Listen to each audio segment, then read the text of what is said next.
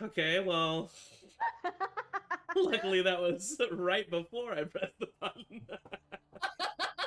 Hello, I like to live everybody. dangerous. Welcome to Charmed Persons. Yay. Glad to see you. As a matter of fact, this is the combat scene. Let me go and switch to the Roll non-combat initiative. scene. Yeah, roll initiative right off the bat. Hello, welcome back. Glad to see you. As you can see, we are one member down this eve. Or I guess it's afternoon, really.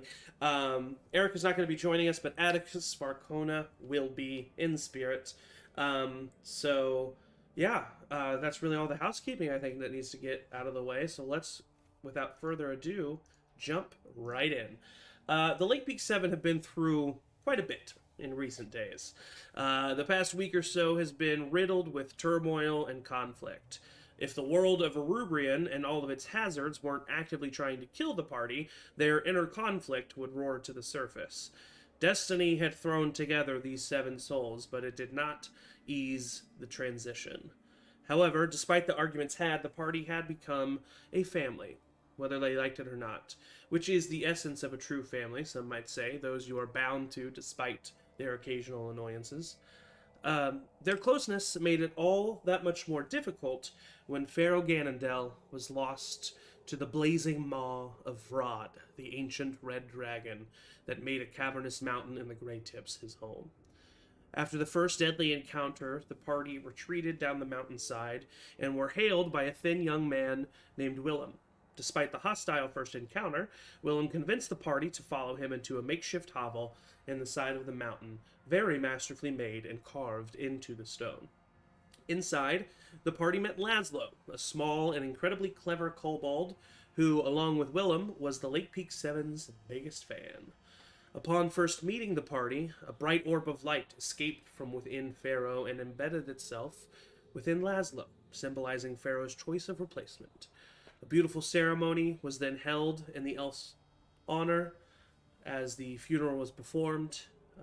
His lover was informed of what had happened, and the party mourned their fallen member. That night, during a relatively peaceful slumber, five members of the Lake Peak Seven were whisked away in their dreams to a distant plane known as the Realm of Dind. Their journey was quite interesting and felt like a fever dream. However, whether it was the collective vision or the help of the Great Ones, they were unsure. But either way, the five party members succeeded in their tasks and awoke in Laszlo's hovel to discover a thin golden bar with four gems embedded within the shining metal: an emerald, a sapphire, a ruby, and a pearl. The pearl was set and firm on the gold bar, while the other gems were able to be pressed inward. Upon inspecting the item, Ava discovered that it was a magical item that transported the user and all other nearby creatures to the location of one of the other thin golden bars. Accidentally pressing in on the sapphire, Avra, Atticus, Rev, Laszlo, and Ray were transported through the plains and landed in a small, well decorated wooden room. Across the room, arguing with a subordinate, was a tall female elf with thin metal armor, sporting Voluan signage. She immediately turned with her sword drawn and questioned the party. Having heard Atticus's name, a name that she recognized, she sheathed her weapon and revealed her identity. She claimed to be Thalia Ganondel, sister to Pharaoh Ganondel. The session ended with her asking a simple question: "What news do you have of my brother, Pharaoh?" However, we will start back in the Great Tip Mountains. Elburn and Kelfie, you are jolted awake by a furious whooshing, ending in a loud crack of energy. You open your eyes just as a bright flash of deep purple and blue arcane energy flutters out of existence. You immediately take in your surroundings. You are still in Laszlo's mountainous home, the only source of light coming from the torches that line the walls, flickering with each exhale of breath or swift movement. The smell of burning embers and the lingering aroma of last night's stew fills your nostrils with each inhale. Willem sits near the fire, having shot up with the sudden noise. His face is pale and his eyes are wide with fear. The rest of your party, including Laszlo, are nowhere to be found. A low, lingering rumble can be heard from deep within the mountain, reminding you of your proximity to Vrod. What do? I stand up immediately, gun drawn, and just like point. There's a hole that goes like toward like the minecart thing that he mentioned in the last time. Mm-hmm. Yeah. Yeah, I just point right towards that and I go, "Whoa, I'm still like half awake, so like, there's no words yet. Yeah. I'll also not as fast shoot up, but I'll kind of like wake up, and I just like to do the general check around to see if there's like tracks, if there's any like physical evidence of where they either went to physically, or if Yeah. I can discern something like Yeah, that. make a perception check.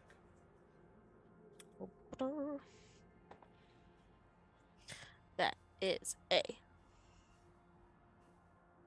Oh, I forgot that our proficiency bonus increased. Oh, so that's a Yes, it's very exciting.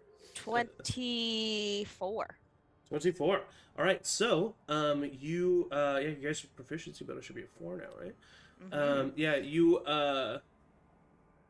You look around with the 24, and you definitely see the hovel is carved of stone and pretty well traversed between Laszlo and Willem himself, so there's not a lot of dust on the ground, not a lot of visible dust at least. But you are able to see certain scuff marks, certain things that show that there was movement kind of towards this central location where you saw this energy surge. And then looking in that location, on the ground, you spot a gold metal bar that seems to just be laying on the ground with 4 gems embedded within inside of it. Other than that, nothing has changed from last night. You do notice that there are no scuff marks or any signs of movement heading away from this little circle. And definitely there are no new scuff marks or tracks heading either out the exit of this hovel or in the direction of the tunnel. Did you find anything? I mean, they didn't just walk away. So I don't think they just I have left. no idea what's going on. I just want to say that right now. I have no idea what's going on. This is really scary. Did they explode? Oh, Laszlo, you idiot! Is this a Xavier thing? What? I'm sorry, I was not talking to you. I turned to Kelly. I realize I'm looking this way. What? Is this a Xavier thing? I swear to God, if you fucking got in here, I knew this wasn't safe. I knew this wasn't safe. I don't. I don't know. I don't. I would assume magically taken away somewhere. I did find this, and I'll pick up the gold bar and kind of hold it by like as corners. you go to touch, take it away. as you go to touch the golden bar, you can't lift it off the ground. It is firmly planted on the ground, and the sapphire gem is fully pressed and flushed within the gold bar. The other gems are protruding somewhat. And in that moment, we will go ahead and cut back to our other party members. The rest of you, the room around you is well lit, thanks to the open shutters of the windows that line each wall. The added Everlight torches erase almost every shadow in the interior of this wooden home. The room you are standing in is well kept and well made. Ornate carvings or overlapping grains create beautiful designs that cover almost every inch of structure. The walls and support banisters and even the floor beneath you seem to have a unique artistic style to them. The room is mostly bare with a large fire hearth to your right in the wall. The hearth is, itself is made of a polished stone. It's almost impossible to tell where the different slabs of earth meet one another. In the center of the room is a very large round wooden table. 2 chairs currently sit at this table, with the rest of the chairs having gathered in a semicircle around the fire. The table itself holds a large map, although its contents are not very clear from where you currently stand. And in front of you stands the woman calling herself Thalia Ganondel. She has short, dirty blonde hair that barely covers the tips of her pointed ears. Strong cheekbones frame her thin but strong face. Her armor is metal made, but very form fitting. It seems incredibly well made, and it seems like it would allow for the higher protection of metal armor, but with less cost of mobility. On the chest of her armor is a roaring golden sun with spindles of gold extending off of the sun, and two spears crossing the sun in an X pattern and extending from her shoulders to the opposite hips. This being the symbol of the kingdom of Faluan. She stands tall and proud and looks to all of you expectantly. Beautiful room that Thank you. that we're in. Thanks. Because she just asked us, right, about news of her brother. Yes, she did. Yeah, definitely not gonna answer that one. I like look to Avra and I'm like, Atticus. I can do it. oh god. Right, I'll just stay in the back. I'm gonna nudge Rev forward. Yep. And you definitely see like concern growing over her face with this hesitation that's happening. I told Drigo I'm not. Mm-mm.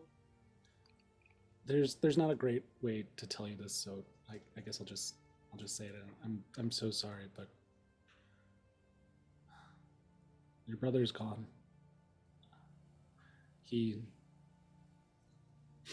died saving the rest of us, though. Died nobly. Died in battle, trying to take out the dragon, Fraud. We all would be gone if it wasn't for him. She pauses for a moment. And you definitely see emotion flow through her, but it is definitely not an overwhelming amount of emotion. She holds herself pretty stoic. And she says, died in battle. Never thought I would hear that about my brother. I felt something in the air this morning when I awoke, and I understand. I appreciate you telling me this. Did you say that... Sorry, that's my cat. Oh, you have a cat? Well, it's the owners that lives here. We're using the place as a FOB. Listen, I appreciate you coming here and telling me this information. But next time, a simple message or a letter could have sufficed. If you were any slower on your introductions, I would have skewered every last one of you. Yeah, how wild that we would end up looking at Avra here with. Yeah, we didn't mean to come here specifically. Like, we didn't mean to like show up in your house. Oh. That was never the intention. This isn't my house, but that's been a story. Anyway, go ahead. Well, you you're know. son of a bee or whatever you called it. What did you say? Excuse me? What letters did you say? But FOB. FOB. It's our forward operating base. Oh, what? Okay. It's a military term. Did Well. Atticus take the shield? Atticus did take the shield, yeah. I'm gonna go over to Atticus and grab the shield if he lets me. Yes, he lets Whoa, you. whoa! Pharaoh said that we should give that to Drigo. Oh boy. I don't remember. You know, and I like turn my back towards the sister, and I'm just like, we don't owe her anything just because we showed up. I just feel like Drigo would understand. I don't think Pharaoh expected us to even ever meet his sister. For a reason, probably. Look at her. I mean, but Pharaoh did specifically say to bring Hmm. Trigo the shield. Yeah. We like, spoke right- to him. Do we bring have Trigo the anything else shield. of Pharaoh's? Yeah, you guys took a few have. things. Let me look at the list again. Even though some of you should have it as well, yeah? I just, while this is happening, never mind. I'm not gonna do that. What? What? You can't just Nothing, say no. that. You gotta No. do it Uh-uh. now. Okay. I was gonna be like, I'll like take the painting or like the portrait out of my pocket of Ava's mom and be like, Pharaoh wanted you to have this. I'm gonna grab it and crumple it up and put it in my pocket. No, God damn. Give it. Uh, Can I just at least have it back then? I tried. You do have his. That's so funny. You do have his prayer book, and maybe also sticks of incense. That could have been specifically his, but maybe the prayer book. Yeah, I'll pull thought out the we prayer used book the and kind of incense. look to everyone. You did. like- You used the incense for the funeral. That's right. Oh yeah. Look to everyone in approval for Hmm? approval. I have Yeah. my picture back. Atticus shakes his head. It's my mom. No. I can't help it. And I'll give her the prayer book. She takes the prayer book. And she takes in a deep breath and exhales, and you see a slight glistening of her eyes, but she kind of forces it away and then puts the book into her satchel. Thank you. Thank you for bringing this to me. Did you say that you all fought with Vrod, the red dragon, over on the Great Tip mountain range? Mm-hmm. That's Yeah, right. Yeah. Yeah. Not our finest moment. Well, did you... Oh, so you did not succeed. Not yet, but we think we know how to defeat him for sure now. Well, I'm surprised that you would go for him first. Well, We were just close. He seems to, from what I've heard, he seems to be, well, at least Ysilvor has been speaking with him, and I know that Alekar has communicated with him as well. who's the? Uh, What's the? Back up. What's the first one? What'd you say? Ysilvor, the green. Oh, that's his name. You know of the dragons, right? Well, I do know. I just didn't know they all came with like.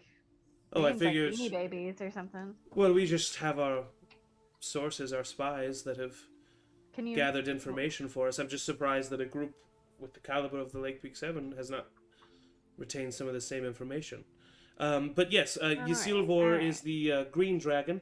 He's the one that, she is the one that just recently attacked Faluin. She's the one that we're hunting now, me in the wild.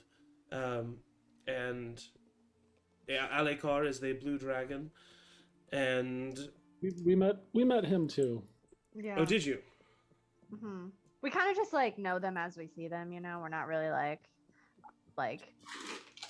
trolling their info. You know.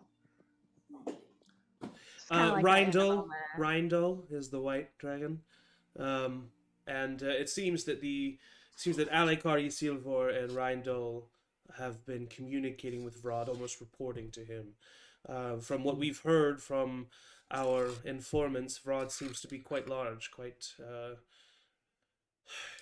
on a scale of power that is almost unnatural. I mean, the whole situation has been unnatural. Anyway, I've already said too much. We're not enough. You am- could keep going. Well, I don't mean to bother you or bore you with our situation. I'm sure you have a mission of your own, but I mean, if you wanted to help the wild, we have pinned down the location of Ysilvor's lair to 3 potential locations, and if we can attack Ysilvor now while she is still alone, that'll weaken the rest of the group, and most likely Vrod himself. Would any of like, because you keep saying the wild, it Yeah. what is that? Would I have heard, or like, can I roll for? Yeah, if I- I don't think you, Ray, would have heard of them, but Elburn, you make a history check. And I'm not there. Yeah. Oh yeah. Never mind. No, you've never heard of the Wild. No, Good call. no one's Way to be ever. It would honest. just be Elburn that would know Okay. anything, like, just because of his sheer age. But Um, you know, I will be. But making they're not that a very they're not a very well known on purpose group. Yeah. Yeah. Okay. But you yeah. Anyway, so yeah, the name does not immediately come to you, but she says, "I am the captain of the Wild, and we. This is a mission that I do feel that we could handle, but with talents such as yours, it could be something where maybe no one on our side would have to perish, or even be harmed in an immense amount. When are you planning on attacking? We're going to be leaving Eldergrade probably tomorrow morning to head to whichever location we decide. Here, come with me." And she gestures you over to the table where she... Let me... And as you walk over to the table, you start to hear a little bit more of the outside, and then that's when it hits you that it's been that it's raining. It's currently raining pretty heavily where you are right now, Wow. and you hear the hustle and bustle of villagers and other soldiers outside of this home. But as you walk up to the table, you all see this thingy thing. Thalia's map. I will show that to you now. Wow. If you click on that, it'll open it up for you. Thalia. So she points to Eldergrade, the village at the top left. She says, "This is where we are, right here. This is the spanning swamp that is between us and Holthend, and then the 3 locations that we have narrowed Isilvor's lair to: the Crawling Ruins, Lake Marsh, and the Emerald Spire. Spire. I don't have a British accent. Beautiful. I think right now we are separated from part of our group, and we definitely need to check with them. But Oh. Right. right now, but I think they could get here by tomorrow. And right now, I Really? think our goal is to just attack these dragons as we're able to. So if we're able to help you and you have a plan, I think that makes sense. And I'll look around to everyone else and make sure that everybody agrees. And maybe you could help us take out Vrod, since we know where he is too. If you assist us in taking out the dragon that killed my own, then yes, we will assist you in any way we can. Do you have a way of contacting the rest of your party? Yeah. Yeah, Oh, yeah, we should do yeah. that. I can do that. Oops. I'll hold on just a second. I'll cast... And then at this moment, we will cut to Kelfie and Elburn as you are Cast? both What? standing over this thin gold bar that is not coming up from the cavern floor. Okay, maybe I'm just gonna throw this out there. Don't touch it. Well, I already touched it. Don't touch it more. Don't touch it more. It's clearly Okay. a magic thing, and that's not good. That's I not would my listen to stuff. him. I would listen to him because he I mean, well, magic things aren't all bad. and I Kelvin make a understand. perception check. Yeah. Less than good. 12. 12 is good enough. Okay. You notice that Willem behind Elburn is going. I'm still holding it too. Yeah. I'm gesturing with it. Just waving it around. Like Guns the are rule very- number 1 of that you learn: don't gesture with guns. Yeah, just like the classic. He walks up to it. He walks up to the rest of the group and he says, he walks up to the 2 of you and he says, "I've never seen something like this before." Well, if I'd known this was happening, I could have figured out what this is. But I don't have that capacity right now. This isn't something that you and Laszlo fucking. No, did in this here? is not this is not a creation of Laszlo's. That's for sure. So Yeah, where well- did this come from? I'm sorry, Kelfie. I cut you off. I'm just concerned, and I gesture, and like the barrel like grazes your nose. 'cause Sorry. You know the same amount of information that I do as far as this is concerned. Yeah, I don't think we should point fingers yet, Elburn. It's just we'll figure it out. I won't touch, but I'll look. Maybe you can put the gun away while I look at this thing, because right now I don't think it would help if you shoot something right now. I don't know. I'm feeling pretty shooty right now. I can tell. But maybe not. We just buried one of our friends, and then 4 of us are just fucking gone. Xavier. Five. Laszlo's gone You too. didn't count Laszlo. I don't think. Except 4. Yeah, but there's 5 of them. them. Laszlo is there as well. There's Laszlo, Avra, Rev, Atticus. Whatever. Yep. Whatever. So just let me.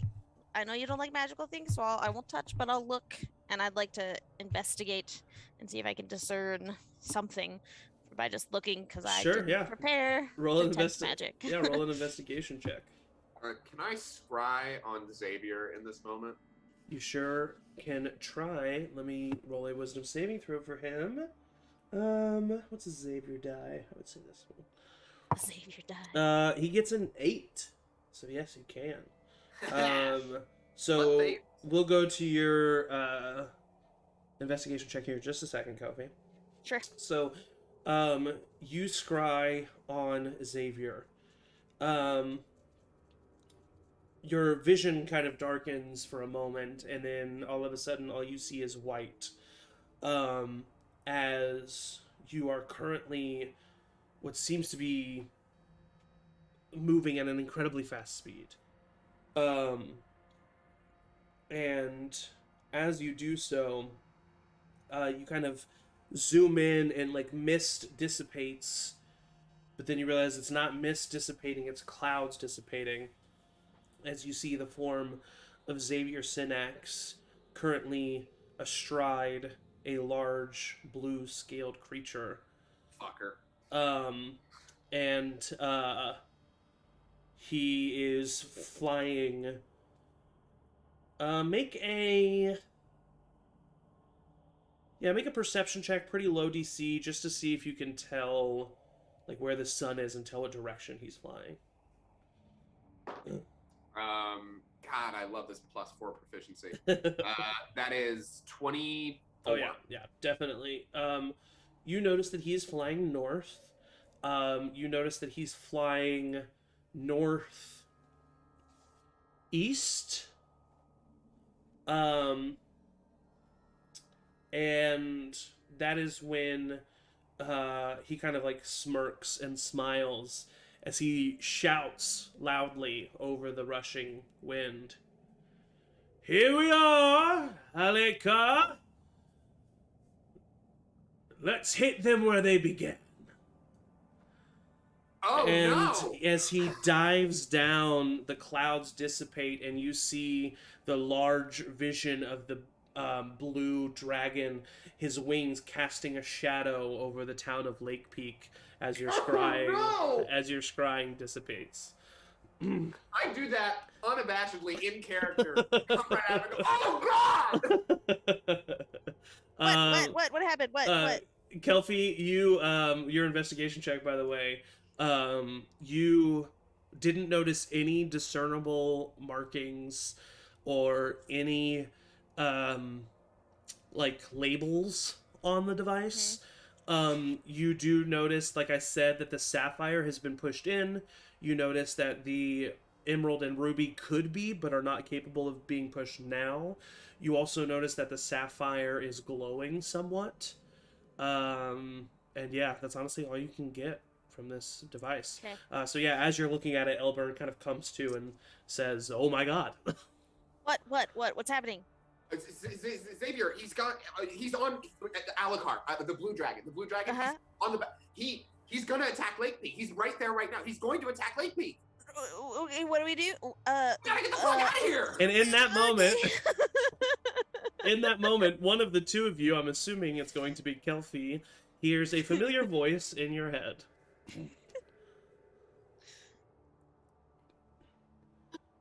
Hey. Hey, Kelfie. Hey, Kelvin. No, I'm just gonna say hey. I need my words here. We're okay.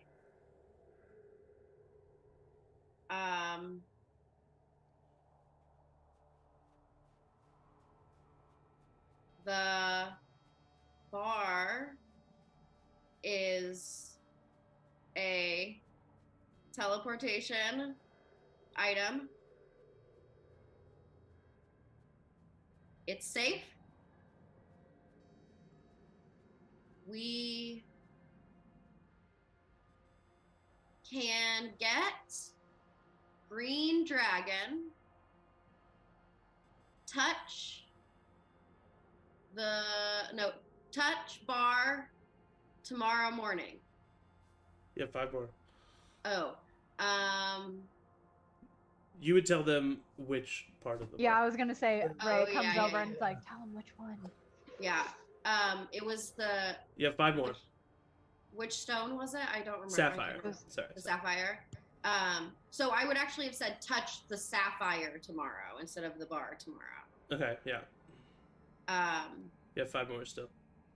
If you want them.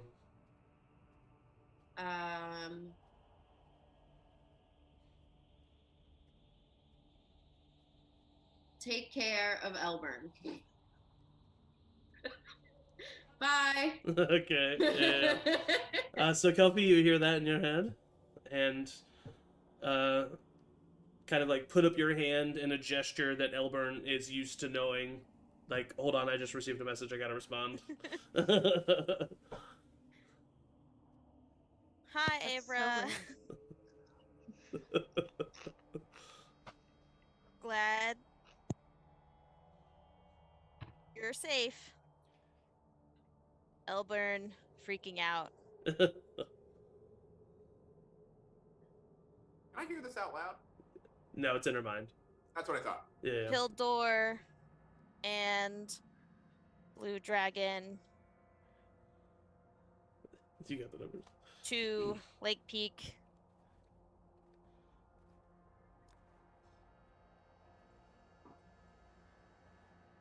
Follow him or Green. What do?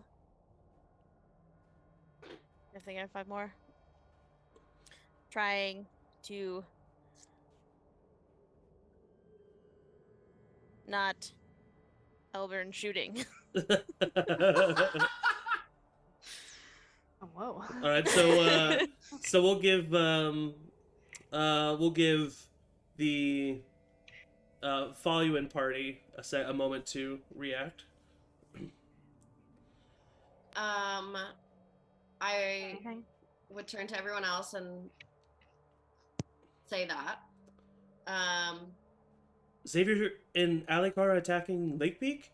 That's what it sounds like. I mean, you if guys that's did the thing, right? The. Yeah. yeah. That's where your brother. I mean, what do you guys think? I mean, it seems like we're not going to get to Lake Peak fast enough right now. No, I mean, there's no way we can stop the attack, but we can warn them. Yeah. Okay. I'm gonna cast sending again. Okay. To Kelpie. Okay. No. First, I'm gonna cast sending to Meister Franciel. Yeah.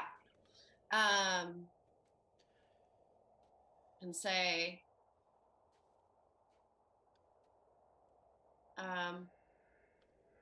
I'm just gonna start with this is Avra. Peeldor and Blue Dragon are going to attack Lake Peak. We can't get there in time.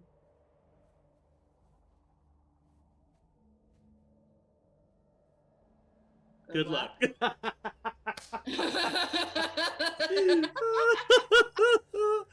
After a moment, you hear in your response, kind of a like heavy breathing, Meister Franciel. Hebra, good to hear your voice. I'm glad you are all right. Unfortunately, very aware of the attack.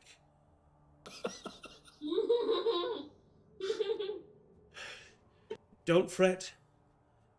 We're stronger than he thinks we are. As soon as you can come, do. Good luck.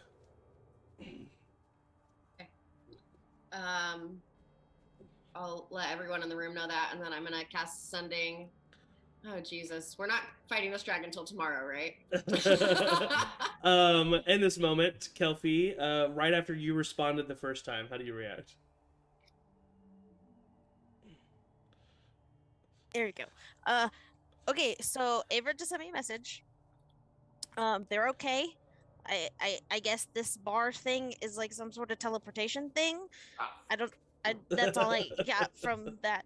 But they're okay. And the bar thing is safe to use, and we should use it tomorrow to get where they are so we can attack the green dragon that I guess they now know where that is and can attack. I don't know. That's all. Seems like a lot has happened in like 4 hours. Yeah. I don't remember this bar being here either, so I'm not really sure. Hopefully they know how it got here. Do you trust it? Avra says it's safe. Are you sure it was Ava talking to you? I mean, I'm pretty sure I would recognize her voice. And in that moment, her voice comes into your head yet again. Hey, Kelpie.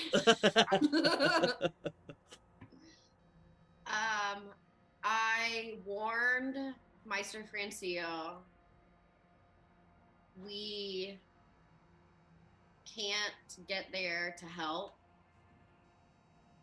So let's get the green dragon, then go to Lake Peak. See you tomorrow. Okay. Kelpie, that's your response that you receive.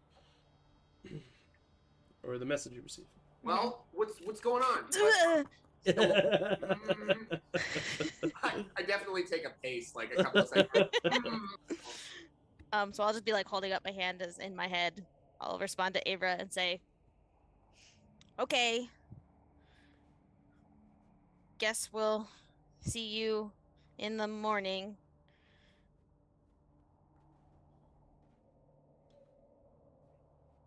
We'll just hang out with Willem until then. Stay safe. Message if anything else happens. Love you. All right, so Okay, I have a technical question. yes. If I were to like cast sending one more time and say like don't respond to this, would it last the whole day? Like would Kelpie be able to respond to me at any point during the day? No. Okay, well never mind. No. Well, what's going on? What's this? I like hold up my hand just like a little bit longer than I need to. Knowing that I sent it, but I'm just enjoying making him wait. My Nice. trick I learned from Laszlo is I'm clicking the hammer and unclicking it. If you want to look Terrible if you want to look at the spell and see if it says anything about that, Emily, you can. But my gut as a DM is to say that no, that's Yeah, not a thing. it doesn't. It's fine. Yeah. It was a stretch. No you know? worries. No worries. I think it maybe even says something about me immediately. Can immediately respond. Yeah, I kind of think of it as like the first thing you yeah. think about. Like if you wouldn't respond, then they would just get like what you're thinking about. Like, you know. Cheese. Well, didn't you do that too, where it was like somebody didn't know they had sending cast on them, and they were like, "Well, I just wonder what like." Yeah, it was Like, the either conversation agree had that or- continued. yeah. Yeah. Yeah. What did they say? What? Okay, so Ava talked to Meister Franceal and said that she warned him. But like we can't really help there. We can't get there in time. How are we supposed to get there, Albert? We have a teleportation rod. We can only do it until tomorrow, she That said. can't be true. And I look at it with my limited knowledge. It looks like a gold brick with 4 gems in it. That's it. I mean, This brick has to be able to do something. yeah, it teleports you, but it might be that you can only use it a certain number of times, like most magical things. They're not just like unlimited magic. You should know that, Mr. Anyway, so we're gonna Willem's meet them just tomorrow. shaking his head behind Albert. No. So we're gonna meet them tomorrow morning. That's when we can hit the sapphire, she said. And that's what's glowing, so I assume that's where they went. And in the morning we should be able to teleport them, and then we can go fight a dragon. We can't let Lake Peak fucking explode with lightning. You gotta run there. Like how are you gonna get there, Albert? All I'm right. just saying, what I just options start do we poking have the right brick. now? I start poking the brick and trying to like push things. Yeah, it's like as solid as it's as if you were doing it to the cavern floor itself. So It's definitely a Lego you don't want to step on. Good, because I was gonna step on it. I mean, you So can. we're just stuck here. We're stuck here while people die. Again. What a duo to be left to their own devices. I literally just said petulant that in child. the Discord. The ultimate pessimist and the ultimate optimist put together. Well, now that Pharaoh's dead, at least. Anyway. Oh. What? Albert hears that and just goes, too soon! And he Shoots God. God. you! Tax Labor. Yes, Ian. Willem kind of steps forward and he says, well, I can stay here and watch after everything, and maybe Avra can message me and just check in and I can give her any information if like Vrod does anything, or I can just kind of be your gray tip liaison. Yeah. That'd be great. We're gonna go, and we're gonna find a way to get to Lake Peak because we're not waiting for this shit. Just you and me? Yes, just you and me. There's nobody else. They're all. Albert, how are you? Somewhere. Albert, How are we I gonna don't mean get to. I don't mean to. I'm not a member, and I'm lowly. And I totally get that. But how would you do that? That's I what don't I'm know. saying. We're Well, gonna figure it out. Well, you're You kind of. know Well, then that's stuff. dumb, right? You could be angry at me for making a dumb decision, or you could just make a smart one. Oh. Is there a chair by me? There's a stool. I grab that. Oh, that's right. Because out of all the chairs in the room, you put the dead body on a stool. So yeah, there's a stool, Elburn.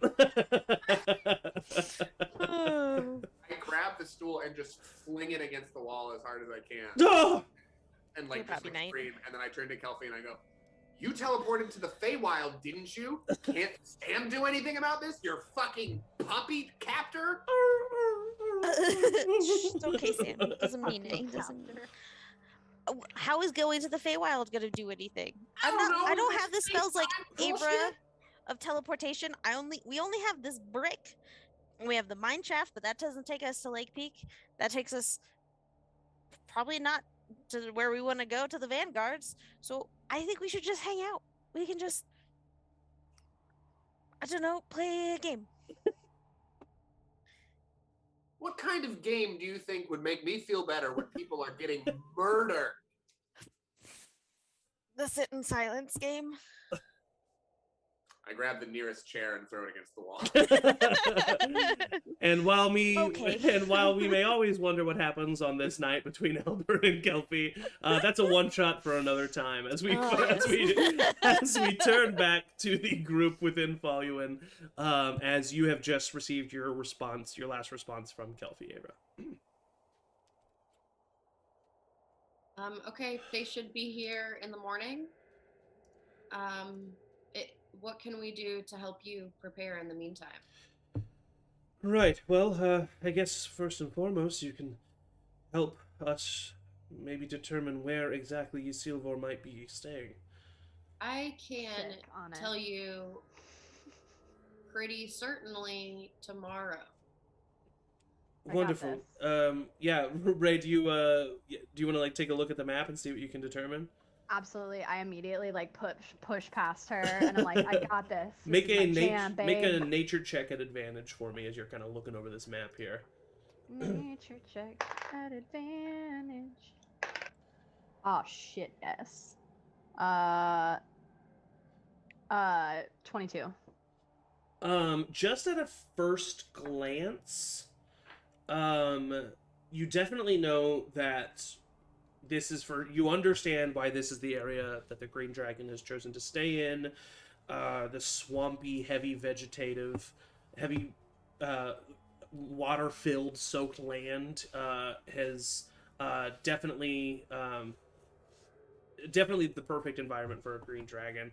Um, with that in mind, and what you know about green dragons, you think that you can just off-site probably X Emerald Spire. It is a mountain covered in vegetation, a very green mountain, um, but a lot less vegetation than the rest of the area, and not a lot of water. And green dragons kind of like to be close to plants and water. Definitely not foreign to caves, but just the other two options look a little bit more appealing. Lake Marsh, obviously seems like it could be a pretty good place. It's a little bit almost all water, whereas it's vegetation is a little it's still definitely heavily there. You would say that Lake Marsh or the Crawling Ruins would definitely be high possibilities. If you knew more about what the Crawling Ruins were, you could make a better decision. But definitely either the Crawling Ruins or Lake Marsh, but most likely not the Emerald Spire with your knowledge. And am I to assume, based on our experience with Vrod, that we can anticipate that this dragon is ancient? Actually, from Thalia kind of gives you the information that they have so far on Ysilvor. And to the contrary of Rod, the Ysilvor seems to be somewhere in between an adult and an ancient green dragon. Definitely a little more powerful than an adult, but maybe not all the way to an ancient level dragon. Okay. Maybe I can talk to the dragon. I am part dragon. I look at Laszlo and I'm like, this isn't a joking matter. That wasn't a joke. I can tell better jokes than that. Do you have you seem to know what you seem to be focused intensely. Do you have any knowledge in this area? I'm sorry. What is your name? Me? No, not the dragon one. The one who's studying the map. I'm Ray. Thalia, nice to meet you. I'm sorry that you're upset. Do you happen to know? I'm sorry. I'm not upset. This Oh, is. okay.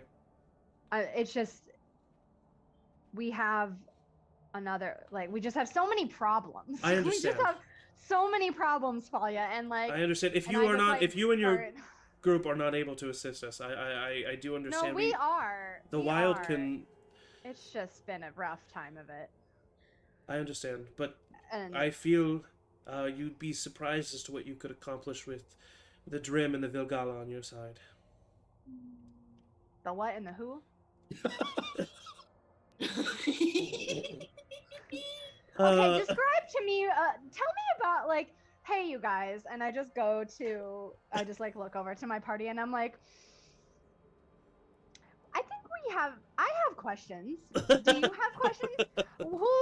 What is the wild? All right, Who is this guy I in apologize. Valhalla? I apologize. I can give you some information. Yeah, please. I Because we bopped in here. You're looking like you do. Hey, Ray. I'm thrown off. Ray. Like, You're right, yes, Ray. yeah. We bopped in here.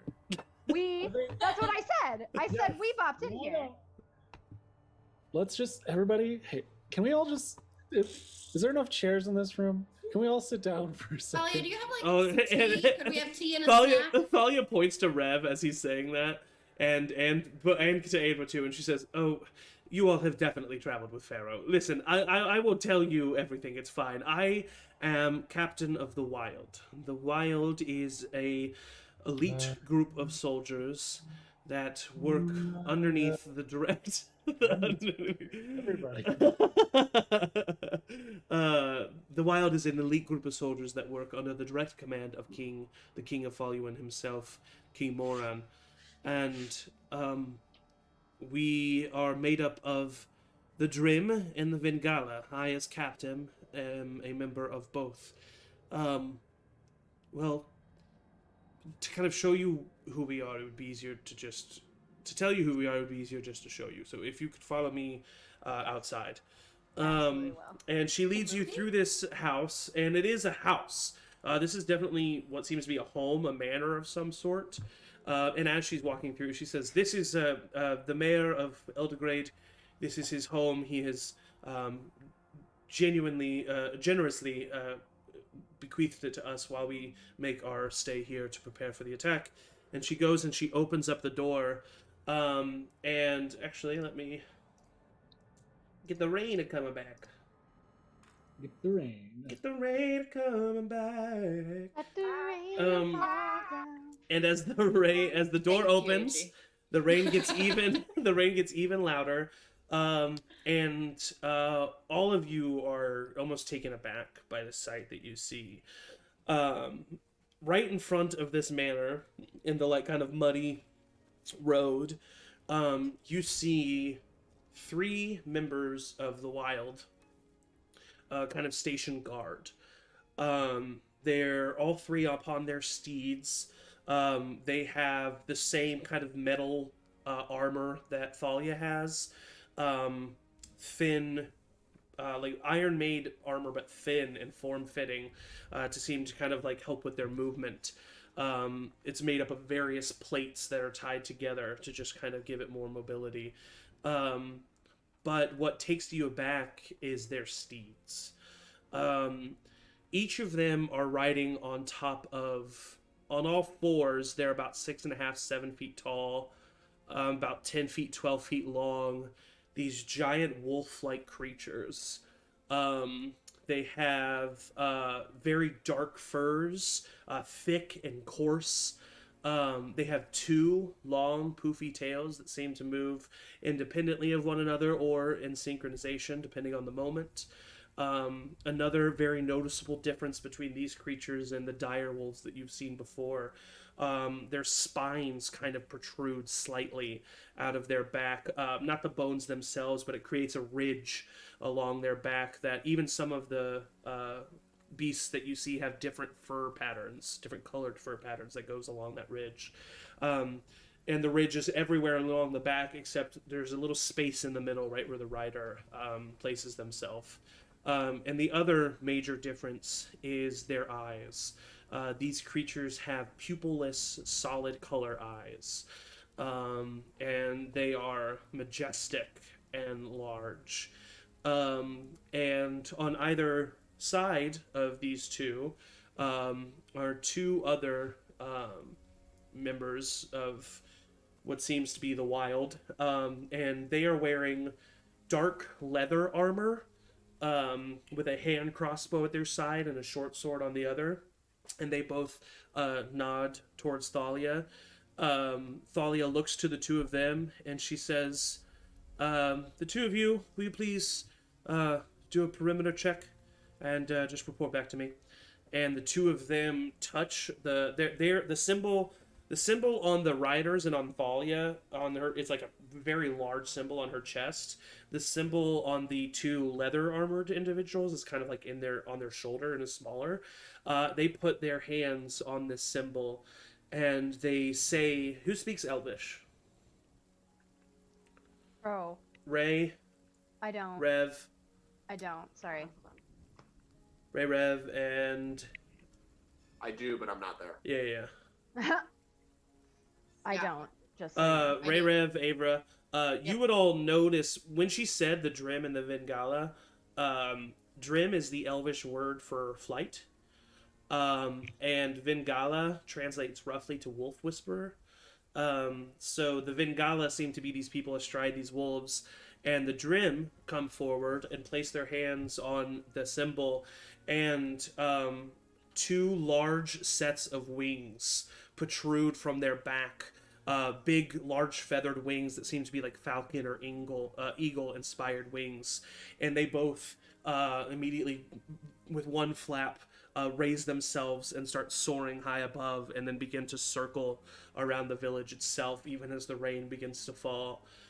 And as you open your eyes up, you see the village kind of open in front of you. There are some villagers moving to and fro, but it's mainly members of the wild that you see. You see roughly 7 Vingala, and with the 2 people that you see flying around, you see about 5 of the Drim, making a total of about 12 people. And she looks to the rest of you, and she says, "This is the Wild. This is the troop that I am captain of." Impressive. I feel like this is going to be the best chances that we've had at beating one of these dragons. Agreed. With you by our side, I feel like we can make short work of this. Ray, as you said your name was, now that I've kind of told you a little bit more about who we are and what we do, do any of the locations kind of speak to you on the map? Yeah, this one, and I'll point to the marsh. Right. And be like, it's definitely not this one, and I'm gonna point to the Crawley runes or whatever. No, it's the called. Emerald Spire is the one that you definitely knew it was not. Emerald Spire, Yeah. is the definite. But then crawling. Okay, so here on a scale of 1 to 3. Okay, so here's what I'm thinking. All right, right.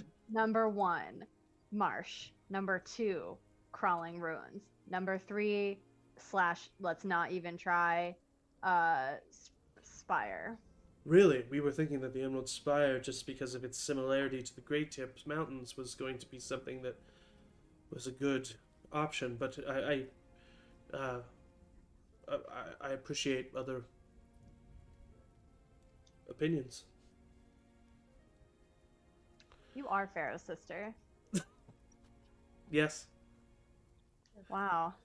And I like look, and I just like, not like super close, but just like enough to be like, okay, So- cool. So. Yeah. Oh. Well, Lake Marsh or the Crawling Ruins. Interesting. Well, do either of the locations, you said you lean more towards the lake? I mean, I say that's a good starting point. Well, if you lean more towards the lake, I suppose that we can make our way to the Crawling Ruins on our way and just check both locations. You know, if I know anything about this group, we love to hit up places on our way. Right. We care about efficiency. Yeah, and you know, you never know what you're gonna find. Wonderful. Well, if you are really willing to help us, Lake Peak 7, then yes, tomorrow you can join us at dawn and we will make our way to the Crawling Ruins. I like raise my hand in the background. Yes. I'm sorry, I don't know your Hi, name. I'm Laszlo, and I'm a kobold. I got Laszlo. Wonderful to meet just a you. couple clarification points. Yes. Number 1, I was chosen by your brother to replace him in the party, if that's any consolation. And 2, is it cool that I'm a kobold, or should I? I think it's very cool that you're a kobold. It's like, did you just Like low-key ask her if she was racist? What do you mean my How do you brother feel? chose you? Oh god. Oh yeah, I talked to him in a dream. He was, I think, in heaven maybe, or elf heaven. I don't know. I'm but sorry? It seemed cool. Yep. Pharaoh wasn't a very religious man. He used to be, but he wasn't in his recent years. No, but I think he was very spiritual, and we were all joined together by this kind of this experience. It's a lot to get into. I would love to. I mean, like, She kind of looks at, and she kind of puts up a hand, and she says, "I'm good at knowing when people are bullshitting me, and I believe what you're saying." Oh, okay, that could I have thought gone. that was going a different. yeah. No, I can see that it's complicated, and honestly, I don't know if I really even want to try to understand. But what I have gleamed, and what matters to me the most, is the fact that you all seem to care about Pharaoh, and from the brief and very little amount of information that I know that he cared about you as well. So good. And in that moment, you hear like some clopping of footsteps as another member of the Vilgala, specifically in the wild, walks up to your group. He has dirty blonde hair that has been put into a tight bun on the back, just kind of a little bit of scruff, which is kind of funny looking on an elf. And he has a scar that starts right below his left eye and just kind of goes straight down his cheek. And he approaches and kind of bows slightly, and Thalia kind of sighs. Dane, this is the Lake Peak 7. And Dane kind of looks to the rest of you and says, "Oh, great. What news of Pharaoh?" And Thalia looks to the rest of you and she says, "Please, there are multiple rooms in the manor. The rest of my team are staying in the inn, but there's plenty of rooms in the manor. They gave me the whole place to myself, so please stay in the manor. Make yourselves at home.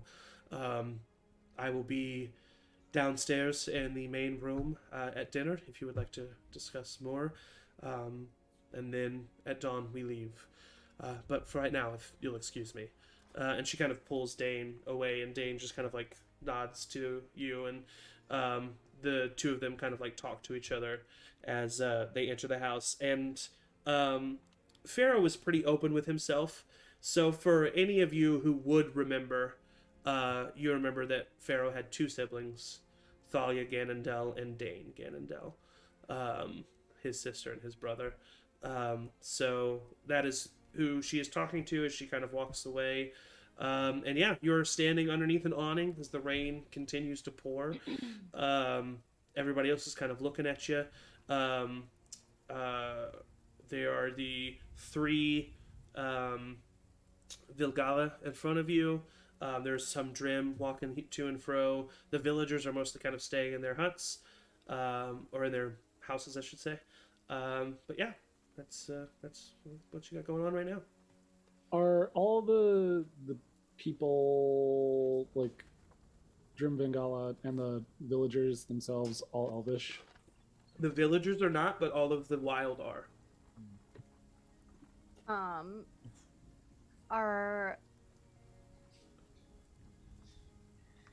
I want to pick my room, but while I'm doing that, I also want to snoop around this manor because I'm assuming somebody lived here besides Somebody does live there. Thalia. Yeah. Yeah.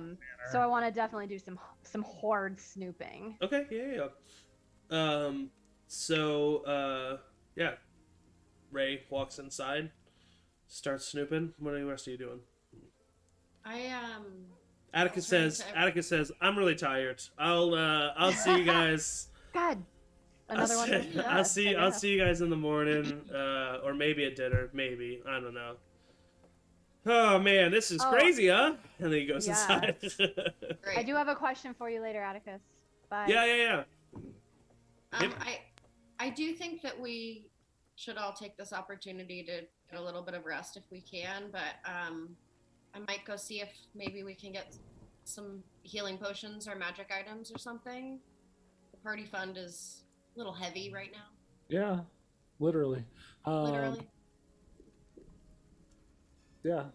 If you're going around, I'd be down to explore with you, get a sense of where we are. I've never been to this continent before, so. Cool. I'm gonna try to find one of the rooms that is the most like a hole. Okay, cool. All right, so starting with you, Ray, you walk inside. It's a pretty simple manor. There's the main foyer as you enter. There is the grand staircase that leads up to a second floor. Seems to only be rooms, or it seems to only be, the second floor seems to only take up half of what the first floor takes up, if that makes sense. It's definitely not a super large manor, as this village is not a very big village. But the double staircase leads up to a banister with 2 doors leading to the 2 rooms at the top of the manor. And then on the first floor, there's the main foyer that you're in. To the left is the kind of study area where the table is and the map. To the right is kind of a more open area that goes into a small hallway that ends in a glass door. And then to the left of this staircase is kind of a swinging door that you can just assume leads back to like the kitchen servant area. And that is what you see. So where would you like to go?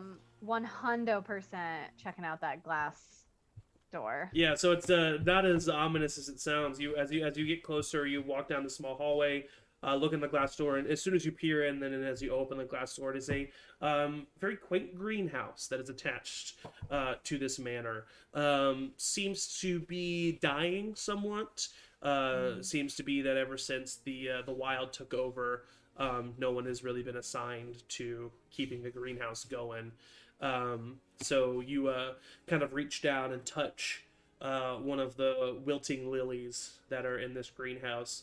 And as you do so, just subconsciously, not even really meaning to, kind of cast a little bit of druid craft, and the flower brightens in vibrancy and kind of livens up, and you're able to just like kind of run your hands along the plants in the greenhouse. There's just like a few beds. There's not much. But you're able to just kind of run your hands if you want to over them and just kind of make them fulfilled again. None of them are completely dead, so you're able to kind of bring them back to life. Can I pick that first flower though? For and sure. Keep it alive and just like put it on my leathers. Yes, Like, definitely. adhere It's a it little to- lapel. Yeah. Yeah. So yeah, that's cool. the greenhouse. You briefly go to the back swinging door, just a kitchen. Is there any snacks? There are some snacks. There's on the main island in the kitchen is a plate of various just like dried meats and cheeses. Yeah, I'm gonna definitely pick a little dried meat cheese combo as I like walk through. Yeah. And you keep going, and in the very back of the kitchen, there's a storage room. You make your way back out, and as you do make your way back out, you see Laszlo currently opening up a like 3-foot tall door that is the bottom of the stairs. It's just Yeah. a storage area underneath the bottom of the stairs. There's nothing even in it because it's so hard to access as it is a 3-foot door. But Laszlo, this is definitely the holiest room. Oh, hey Ray, this manor. this is my if you hear some explosions, it's gotta be me. I walk in and close the door behind me. I just go. Yeah, walk just kind of past. with not even Yeah. missing a step, just continue. Yeah. Walk up the stairs, and the first door that you come to is locked, and the I would second like door to try to break it down. for sure. Go ahead and roll a tinker tool check. Tinker tool Yeah, to break down a door? Oh, you're trying to break it down? Yeah, I want to break it down. I don't have time. For Okay, roll an athletics check for me. Wow, we're gonna get kicked out of this place so fast. You said Very Elven athletics. move. Athletics, yeah. This is definitely athletics. Definitely got a 6. Yeah, you slam your shoulder into the door and you take 1 point of bludgeoning damage as it just kind of Okay. bruises your shoulder. Cool. Maybe now I'll try Tinker Tool. Do you have tinker tools? I just figured that when you said I thought that when you were unlocking the door that's what you meant. No, I just have Weaver's tools for my armor. Yeah, so Um, you can try to break the lock with the needle, but you won't have your proficiency bonus. No, that sounds silly. Okay. I walk back out in the hallway. Hey Ray, need help? Take it down the stairs. Yes. Yeah, I just really, it's weird to me when doors are locked. Like, I think everything should be at my disposal at all times. So I just want to. God, that makes in my perfect world there'd be no doors, just doorways, and I Yeah, take a I dynamite. like that. You take a stick of dynamite? Yeah. Yeah, let's do it, honestly. All right, sweet. I love when people say yes to my dynamites. I will say, just Zach, I want to be clear that when you said we have to yes and everything? That this is not what you meant? I will say I at am in this character. at this very moment, you hear unlocking as the door Okay. opens, and you see Thalia and Dane currently standing, and behind her you just kind of see what must be Thalia's bedroom, and she looks at you and she says, "Hi, can I help you?" We were actually, if you want, can you close this door? Because we were just about to blow it up. That's funny. I literally laugh like that. That's actually not a joke. I can tell much better jokes. He can. Okay. I've heard. Why did the kobold cross the road? Why? Do jokes need punchlines? Okay. Well, I will be down in the main area for dinner if you would like to discuss that. But right now, and you do see that Dane kind of looks like a little puffy in his face. Right now, it's just we're discussing just intricate thing. I like see Dane, and I like look at. Her name is Thalia. Thalia, yeah. Okay, and I look back at him, and then I look at her, and then I'll just pluck the flower from my lapel and like give it to her and be like, "I'm really sorry about Pharaoh. He was a really good guy." And this time the tear is not able to be subsided as you see a single tear kind of mimic her brother's scar on his left side of his face. And she says, "Kumbaya." And then I just start crying. And not like gross, but just like okay, and like walk away. Yeah. She says thank you one last time and shuts the door. And you go to the other door. It is unlocked and leads to a small hallway with 2 doors in it. And I'll just save you the sake of time. They're both smaller bedrooms. Cool. I'm specifically looking for a new weapon. Okay. What are you looking for in a weapon? Okay, so I got a sharp thing, and I have a. I got a sharp thing. Yeah, like I got a hand axe. I'm classifying. I have a sharp thing. I have a ranged thing. I would love like a hard thing. A hard thing or like a blunt melee weapon, specifically a staff. Ooh. Or like a hammer, something that's like blunt. Okay, you definitely don't notice any hammers. This being just the manor of a local mayor, he definitely doesn't have any weapons like readily seen. As far as staff is concerned, I mean, you could maybe like rip the railing off of the banister and use it as a staff if you wanted to. But no, it doesn't really not within this house does there seem to be any weapons. That's cool. That's just gonna be a continuous. But I will let you know now that I know that that's what you're looking for. I'll let you know. Cool. Thank you.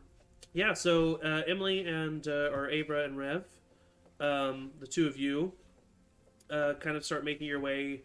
Well, where do you go? Where do you go searching for? I specifically like a magic shop. If there was somebody nearby, I would probably ask where we should go.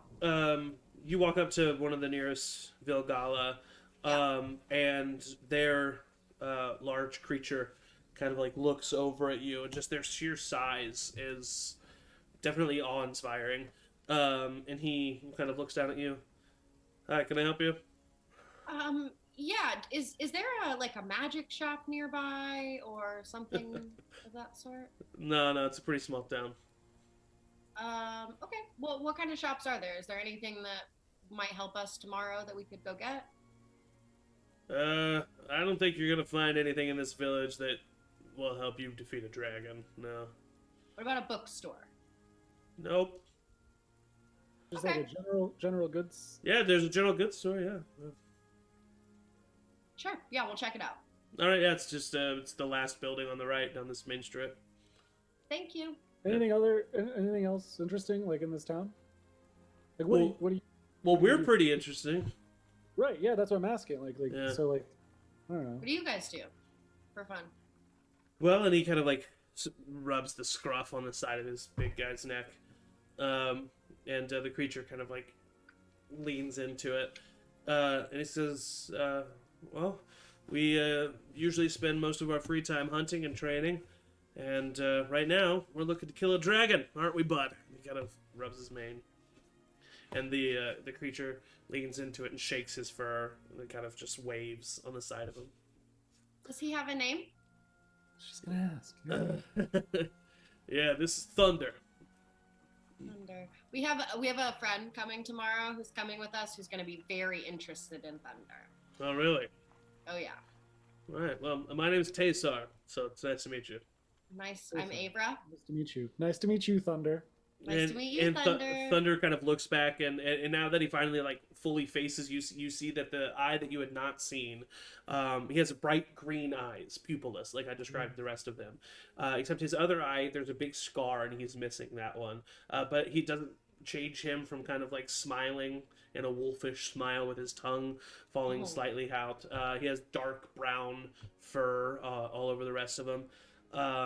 And yeah, and he just kind of looks over at you and just kind of smiles. Yeah. All right. Well, I'll see you tomorrow. Yep. See Later. you tomorrow, Something. or later, or something. Yeah.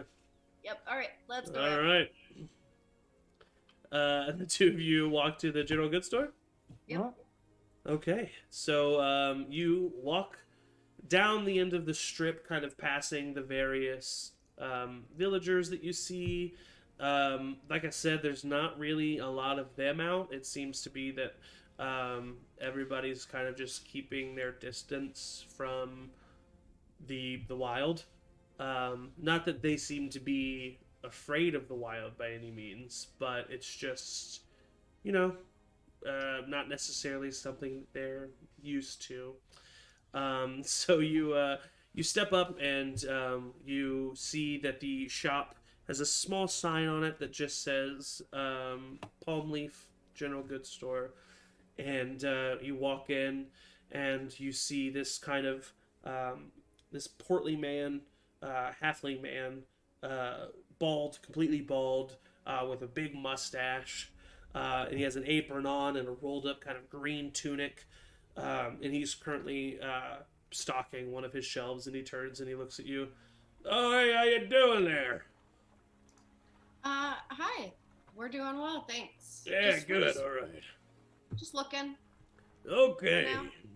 Well, if you need anything, you just let me know, all right? Okay. All right. And he just keeps stocking. Is there? If I look around, is there anything that feels useful, or is it mostly like food? And are there any like healing anything, or? Doesn't seem to be any healing potions that you can see. It seems to be a lot of like grains and various tree nuts, some other minerals and spices, a lot of dried foods. Are there any wafers? There are no wafers. There are no wafers. There are the ingredients to make wafers. Yeah, other than food and dried food, like nets and fishing rods, fishing spears, yeah, various other kind of just like general survival items, I would say. Is there like I was gonna say like hunting gear, like anything to like do like camouflage or? There is there's not any outfits that are camouflage. There are some of the nets themselves are camouflaged, kind of like they seem to be almost made out of like vines and leaves. Meaning that, you know, if you wanted to like drape them over yourselves, like that would be a version of camouflage. From the looks of it, one net could cover probably 4 humanoids' outfits. and there is hunting gear, but it's very like small game hunting. Nothing that would be better than anything that you would have or your party would have on their person. Rev, what do you think? Anything?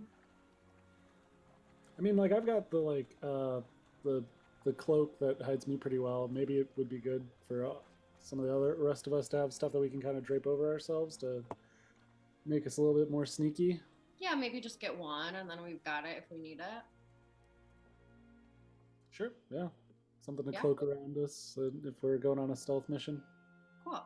How much for that? Sorry. How much for the net? For the net? Oh, that'll cost you really about 2 silver pieces. Okay. Doesn't do much to lighten the. Yeah, I'll the give him coffee. I'll give him a gold. Oh, well, thank you very much. Here, and he throws you another net. Oh, thank you so much. Of course. I'll Anything else put I it can help in you with? My bag. No. How'd you get your hair all blue like that? It's been like that since I was a kid. My mom messed up on a spell, and here we are. Yeah, I messed up on a spell too. It's called age. Man. So who are you?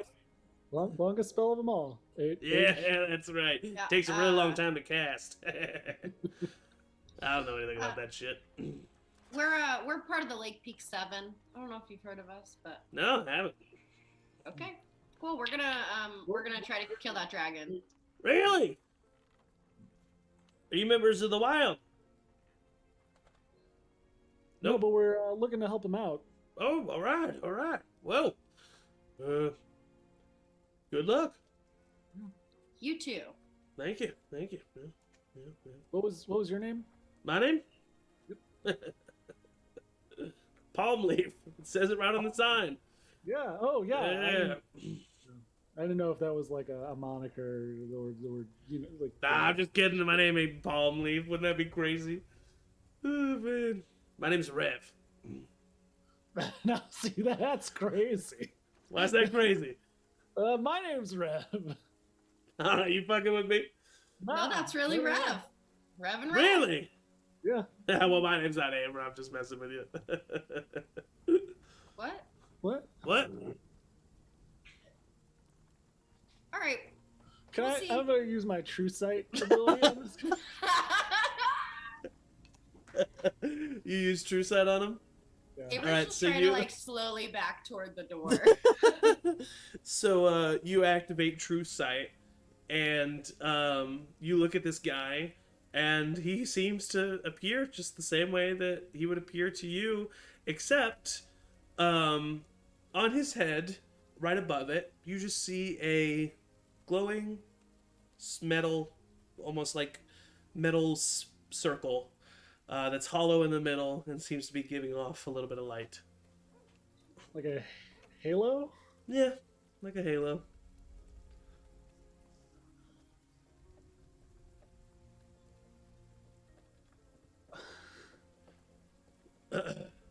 Well, I don't know. I'm glad I can help you guys out. If you need anything else, you just come on over to little old Elburn and I'll help you out. All right? That's my real name, by the way. Elburn. Can I do an insight check? Yeah, go ahead. Oh shit, that's a 6. What's a 6? Yeah, he finally told you his true name. It's Elburn. Great. Well, it's great to meet you, Elburn. Great to meet you again. Have a good one. This true sight lasts for a bit, so like as we go out, I'm like discerning other people. Yeah, everything else seems to be very boring and dull. Okay. But yeah, there's and honestly, as you walk away from his shop and you look back, there just seems to be kind of a glow in general about his shop.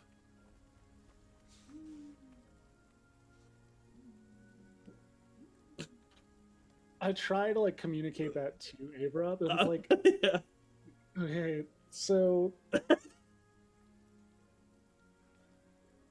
like I wasn't sure about that guy because the names And like, why would he know all of our names? And he's got like a halo on his head. I don't know what that means. And like his shop is kind of He's glowy, got a halo. like a ring around his head that's kind of like glowy.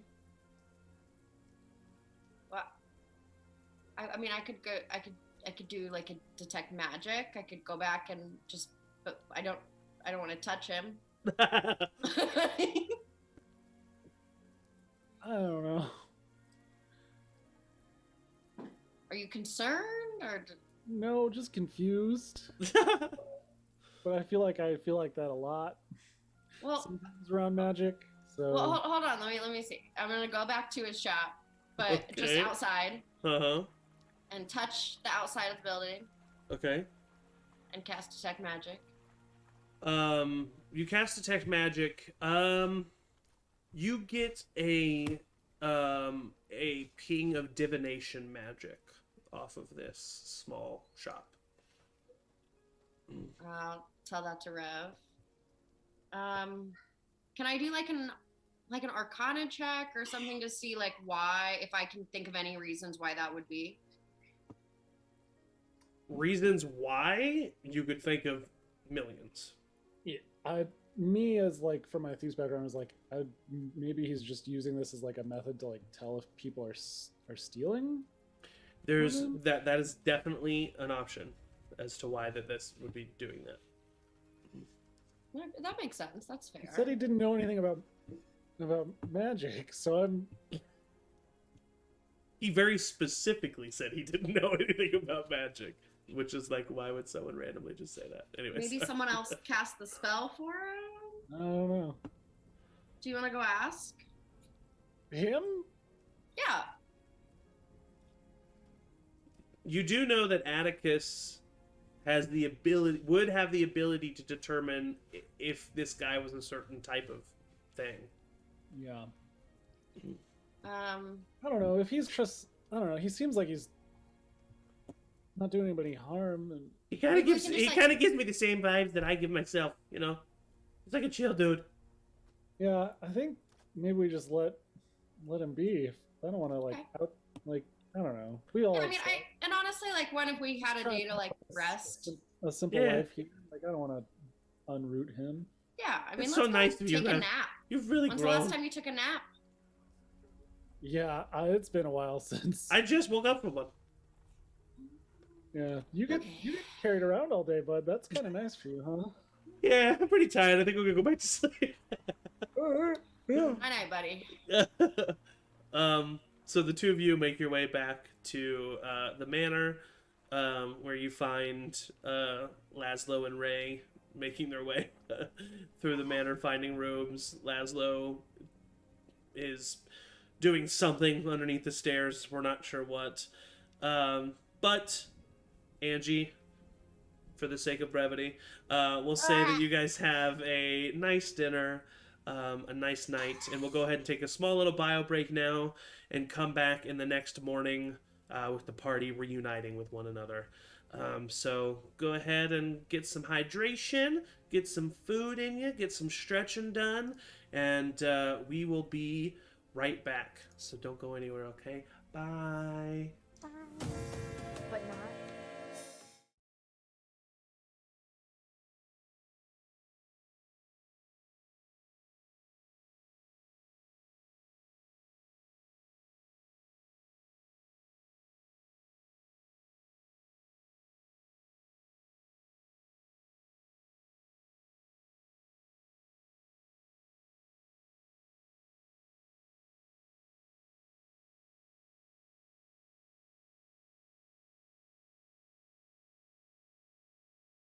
Charmed persons. Woo! Thanks for sticking with us. Hope you had a good break. Hope you got hydrated. As you'll see, we have a new background around us now. We are in the swamps. And the swamps. Right, the swamps now. Yeah, so you guys wake up the next morning. Can I do something really quick during the night? Yes, during the night for sure. Dynamite oriented.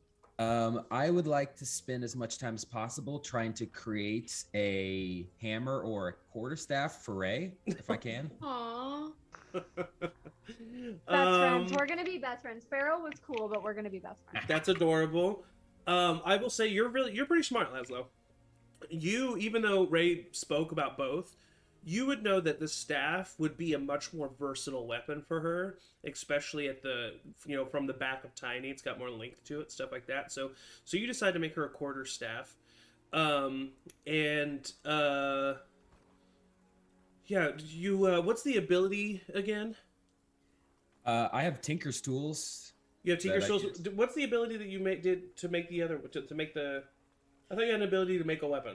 Am I crazy? I can make the what's it called? Infusions, which is like magical. Oh no, I'm thinking of want that. I want Jessica that. and Evan. I'm thinking of Caleb's Cleric. that could make Oh, the Gone? yeah that could Yeah. make the Not God, Yeah. Gordo. Gordo, I but he works do himself. have, Oh, I do have true. the I was like, ability. I have an ability called the right tool for the job, which learned how to produce exactly the tool you need with thieves' tools, artisans' tools in hand. Oh no, magic- for sure. You definitely will be able to make it with Tinker's tools. I didn't know if you were using one of your abilities. Oh, yeah, So I would say, well, let's go ahead. Let's roll a, what would that be? Dexterity check with your proficiency bonus, okay. and this will say how long it takes you. Okay. This is to avoid or not avoid a point of exhaustion. Ooh, natural 20, 27. Oh yes, Yeah. definitely. Just an hour or so it takes you. You decide to take the idea that I told to Ray, and you rip off about a 4.5 to 5 foot length of railing from the banister in the middle of the That night, wasn't me. and you go back into your little storage room underneath the stairs where you have already set up a torch. And it provides you warmth as well as light from the near vicinity. And underneath that, the door actually has to stay open because the staff is longer than the room is. So you have to have the end of the staff hanging out the room at all times. But yeah, you just get to town on the railing with the tinker's tools, carving away at the wood, using the abilities that you've learned to shape certain materials into the desired design, which taking a railing into a quarterstaff is very simple, relatively easy. So within an hour and a half, 2 hours, you have a very sturdy. You take some spare leather scraps that you have and put a grip in the middle of the staff to kind of help with maneuverability of it, and you sketch Carve a in. little dragon in it. Carve a little dragon in it. Yeah. Carve a little. Do you have like a calling card, like a signature? Is it just like an L, or is it like what would your calling card be? What would my calling card be? It would be in like a stylized like cursive L with like fireworks going off behind it. Okay, yeah, you got that on the other end next to the Laszlo dragon. special. It's a super well made. I mean, natural 20. It's a very well made weapon. It's so well made. Yeah. Yeah. That I'm gonna give you. Say it. It's gonna be a +1 quarterstaff. It's a I natural literally was 20. It's a hovering natural over plus 20. one. It's a natural 20. Ugh. However, it will not count as a magical attack. So it is a +1 to weapon and Okay. damage, but it won't count as a magical attack, whereas other +1s do, if that makes Okay. sense. Cool. So if you're fighting an enemy that magic, you know what I'm saying. Yeah. So yeah, you do that. Everybody then wakes up in the morning. Unless there's anything super urgent that you would take care of, Kelfie and Elburn, I would assume the two of you would wake up, Elburn would be upset, and you guys would hit the sapphire. I definitely don't know how this will affect, but I guarantee you that Elburn did not sleep. If you didn't sleep and you stayed up all night, you have a point of exhaustion. Yeah. Like, Okay. there's no way he went to sleep after this entire fucking thing. Yeah, so you have a point of exhaustion, which means you're at a disadvantage to any ability check. Great. So you wake up in the morning, Kelpie. Elburn is super tired, hungover, and you look at Willem, and Willem says, "Yeah, well, if it's all right with you guys, I'll just stay here and kind of hold the fort down and make sure that everything goes well." Sorry, before that, because if he doesn't sleep, because I was going to be working on my sleep daggers anyway. Okay. I wanted to, because I think it's been about a week and they only last, so I was gonna just like Yeah. make the sleepy potion again, basically, and like relace the two daggers I have with it. Okay. And so if I notice Elburn not sleeping, can I try to slip him? Like if what's his name Willem makes stew again, if I just like try to slip a little bit in there. If or Elburn make is him not tea if or Elburn is something. not sleeping, are you going to be eating or drinking at any point? Yeah, I mean, yeah, he's gonna eat and drink because he knows he needs to fight. So He's yeah, just- roll first roll a wisdom check with your proficiency bonus to see if you can Kelpie, to see if you can Okay, create the spell, because this isn't an ability of yours, right? You're just trying to create a sleepy spell. it's with my like it's not as yeah, it's just with my Herbalism kit. Yeah, based, yeah. like sleepy time tea, like when I did Tefera when he was. But it's still things. something you have to roll for, right? Or is it something you can just do with an herbalism kit? Does it say on the item description? Proficient. Yeah. So you'll add your proficiency bonus to it. I mean, yeah, I don't remember if we rolled for it last time or not. I mean, I rolled the dirty 20. Okay, yeah. I mean, it was a very so- low DC. It was just to see if you would waste Yeah. the materials, not really. So yeah, easily enough create another sleeping potion, and I think I gave you 3 doses. Am I correct? How many was it? Do you remember? That sounds right, because I think I used one in the tea and then one for each dagger. Yeah. And so I would just do the same thing as Okay, try to cool. slip him that, since I'd have that extra if I, So yeah, go ahead and roll a sleight of hand check then. A 13. 13. Roll perception at disadvantage because you're really preoccupied, Elburn. There's been a lot that's going on in his There's mind. a lot that's going on. You said a disadvantage? Yes, sir. Oh, that would have been great at disadvantage. 13. Oh, okay. So you would technically be setting the DC, Elburn. I would think. Well, no. Who's setting the DC here? So Kelpie's doing the thing, Right. which means she's setting the DC, which means Elburn passed the DC, which means you notice Kelpie put a little something in your tea. What are you doing? I'm adding herbs and spices. Insight. Yeah, go ahead. Roll deception, Kelpie. I mean, I'm at disadvantage, so it's fine. Yeah. Deception. Natural 1. I got a 13 again. Yeah, I mean, Kelpie's always doing shit with plants. She's probably just trying to make your tea taste better. Fine. And I just immediately take a sip. Yeah. Okay. So, Elbert, you eventually find yourself asleep, no longer suffering a point of exhaustion now. Kill him with kindness. But the two of you do wake up. Willem offers his assistance yet again. Is just kind of remaining there.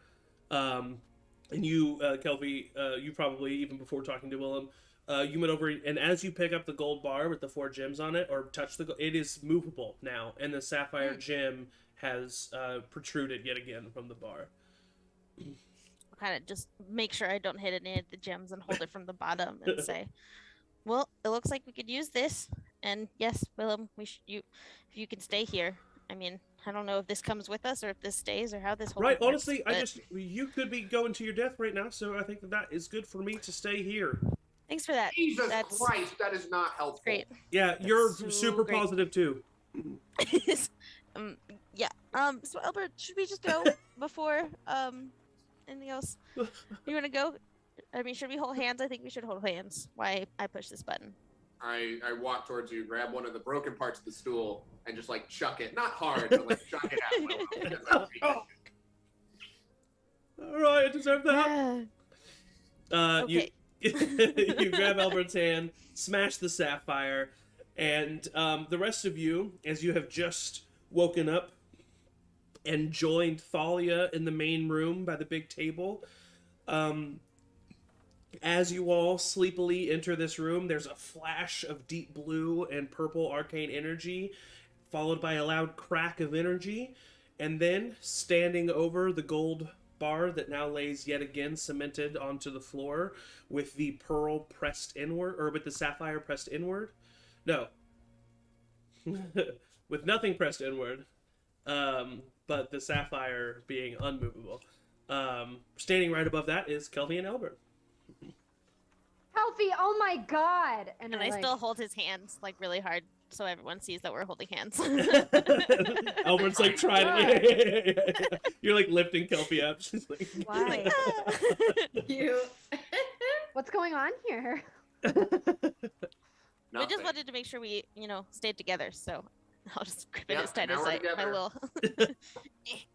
Now we're I'll let it together. go. How's Willem doing? I was kind of worried that he was there with Elburn mostly. Well, yeah, he's okay. Fair.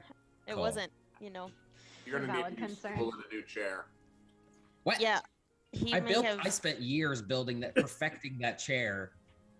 Well, and you all My notice that as masterpiece. Laszlo is talking, something that you have never seen from Laszlo before, he just has this like wooden pole sticking out from his back. That stool was my masterpiece. sorry. He That broke a was your stool and a masterpiece? chair. Yeah. Well, I'm sure we What can about the find you. bombs? Oh, we can- Oh yeah, that's my masterpiece. I got so many Yeah. masterpieces. You are Yeah. an artist, I Mhm, think, truly. Definitely. So when are we going to Lake Peak? Oh, After we kill the green dragon. I'm sorry. Lake Peak's being attacked now.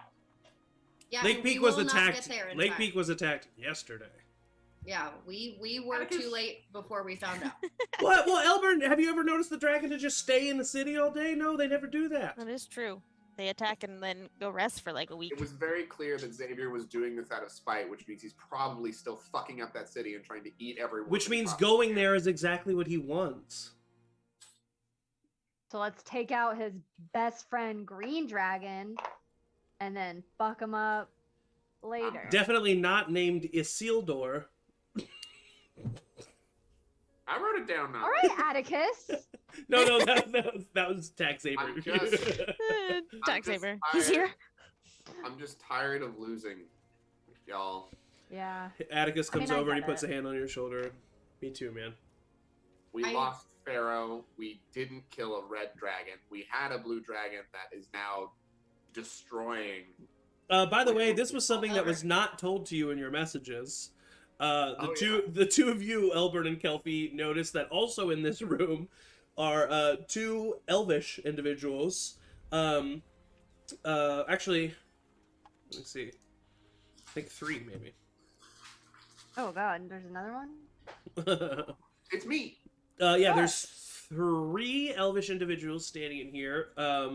There is a elvish woman with short blonde hair, an elvish man with dirty blonde hair kind of put into a man bun with a scar on the left Yeah. side of his face.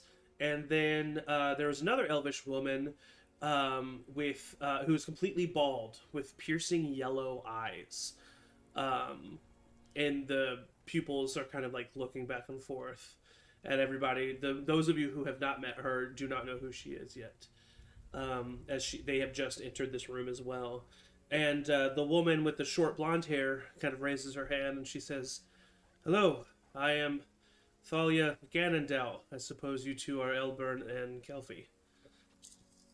Yep. Yeah. He no, this starts is- to tear up when she says Ganondel. Aw. Yeah, you're definitely Kelpie. She says. Oh god. She'll go over and give her a hug. Elburn just sits on the ground in the middle, very much like just giving up. Yeah, yeah. Sits down, just like Thalia is definitely taken aback as you go over to her and hug her. And she kind of like robotically pats you on the head. Thank you. Thank you.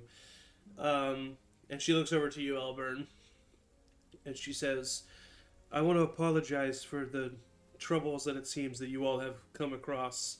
but I also want to thank you. We truly do feel that if we take out Isilvor, that will help weaken Vrod, and perhaps this. I'm sorry. Did you say Pildor? His name, he has changed his name to Fieldor, but his name is Xavier Synax. He's a And you see mage. her eyes go wide. Oh, I know the name Xavier Synax. You need not explain who he is to me, but he's been dead for over a century. No, he hid under a different name, and then Atticus actually here killed him. I stomped his head into gravy, thinking that would be. That was really good. And we thought that was the end of it. Apparently, he had clones. I'm definitely not the mean one, Atticus says. That's. We'll talk about that later for sure. That he and now he I scryed on him when we thought that when Kelfie and I thought that our friends were taken by him because that would make sense with everything that's going on, and he starts to choke up as he's talking. Yeah. And then I saw him riding the back of a blue dragon, which we messed up on. We had him, and then we messed up on, and then he's attacking. We did, Lake- and I like. And Lake Peak, and it was clearly out of vengeance for our shit, and I just can't do anything. And then and then that happened, and we just, She puts up a hand and she says, Elburn, I don't mean to interrupt, but also, you don't need to explain yourself further. I understand. These are hard times for everyone. I may have only lost my brother so far, but by blood, but I've lost many brothers and sisters by more than blood in the original attack on Voluin, and from what I've heard of the dealings of Rod and Rindel and Alekar, they've killed many people, living many people, orphans or orphaned, and that's why we're here. And that's why we need to strike while we can, because Ysilvor is alone, and usually Alekar will visit her from time to time, but he's been gone for a while, and if what you say is true, then he's definitely, literally, on the other side of the world. it's true. It's true. Did anyone get a message to them? I can't do that. So did anybody do that? Yes, I did. Did it help? They were already aware. He did ask us to come, so I will say, and I'll turn to the elves, and I'll say, first, Elburn, he told us to take care of the green dragon and come after. He was on board with this plan. But I'll turn to the elves and say, I know you said that after we help you, you might help us. Our next stop might be Lake Peak before we go back to the Red Dragon, and we would welcome your help there as well. Yes, as I said, we will help you in any way that we can. I do want to be upfront and forward. I will not be able to give you full access to all of the wild. We will need to stay here protecting Voluin, but some of our members can accompany you, of course. Of course, we'll welcome whatever help you can spare. She kind of leans down next to Kelfie as she pushes you away. And she says, I have something to show you that Avery here told me that you'll be quite interested in. Cool. And she gestures to you as well, Elburn, and she says, Elburn, I understand if you would like to process what's going on, but the Lycar are known for many things, their natural beauty being one of them. No matter how bad of a day I'm having, if I look onto one of them, it cheers me up, so feel free to accompany us. Do I know what those are? You actually do know what the Lycar are, and you know what the Wild are when she says the Wild as well. You know that the Wild, you don't know anything other than what she said. The Wild is a secret sect, not so secret, but somewhat secret sect of the Faluan military made up of elite soldiers that kind of, SEAL Team 6-ish of the, of the Faluan army. And the Lycar are animals that you definitely do know, but you thought of to be extinct because they are very rare. So as she takes the rest of you outside, Kelfie, you see at front, you see Dane, who is the blonde-haired with the bun. He kind of walks out in front of you, and he walks up to this large Lycar, is what they're called, and they are the description of them is what I told the rest of the group. Very large, larger than dire wolves, wolf-like creatures, with a ridge on the spine, and his is a reddish brown fur with a little bit more red on the ridge of the spine. Her two tails wag in the air as he approaches. Her green, just pure green eyes kind of immediately widen. And she shoves his head into his hands as he kind of like scruffs her on either side. And you see the Lycar and their riders, the Vilgala, out in front of this manor. I keep a respectable distance as they're like having their loving moment, but I'm very much like, ha, ha, ha, ha, I want to pet. So as soon as they're done, I'll like go up slowly, let her sniff me, do that usual introduction. And as then... you walk up and put out your hand, she kind of bends down and sniffs you and goes back. Needs bath. She says to Dane, and he says, "That's not very nice." And then she kind of like looks to Dane and then looks to you. Sorry. Did I hear Like that? I'm just speechless. Everybody oh my hears god, it. it talks. Ah, It is the wolf is speaking common. Ah, That's It's not so weird for like kind of a beast to speak. yeah. We've seen some weird things, and The That is Lycar, Thalia speaks up. The Lycar, although it is somewhat broken common, and they're maybe not the smartest group in the bunch, and she kind of like playfully plays with the reddish brown wolf. She says, but they are able to communicate with us, making our bond all the much stronger. I thought they were extinct. Good. oh, That Well, it's Are just you that's saying- they used to be hunted and well, and, yeah, I know and- that. But, like, not a whiff. How do you wipe out a whiff of any creature? magic. Well, that's. And under my breath, I just go, "That's fuck." And then another very large, pure white wolf with yellow pupilless eyes approaches. She's a little bit larger than the rest, and she bends down, and Thalia rubs her snout, and she says, "This is Hope. This is my steed." And Hope looks to the rest of you, and she says, "Greetings." Salutations. Oh boy. Greetings. I think Gidget would probably like come out pretty curiously and just kind of like sniff toward all the new. The reddish creatures. brown wolf, who's now you now know her name to be Ember. She steps forward and she kind of sniffs Gidget, and then like kind of snaps back a little bit. Not real. Not like you are, but real enough. Part of me.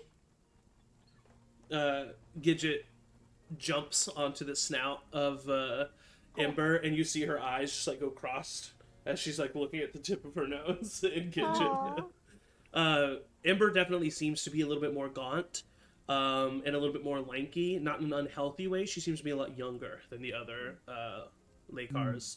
And quite the opposite. Hope seems to be that much the older.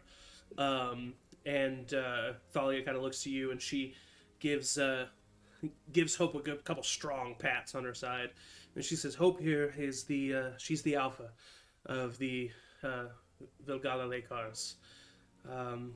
We've been through quite a bit together." And she kind of lowers her head for a moment and says, "A lot of fun memories with her and Pharaoh as we were growing up."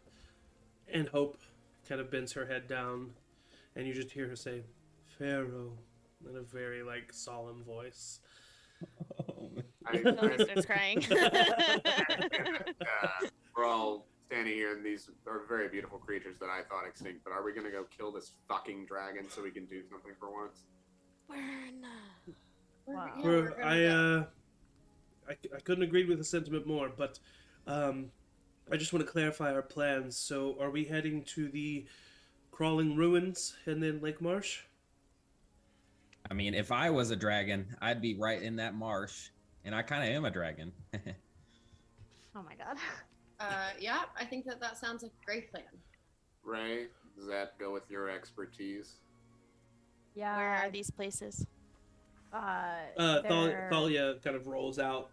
There's been her scribes over the past few days have been making copies of the map, and she kind of rolls out a copy to hand to you, and the map that is in roll 20 is handed to you. Handed to you both. It's Oh yeah, I don't have a login for this.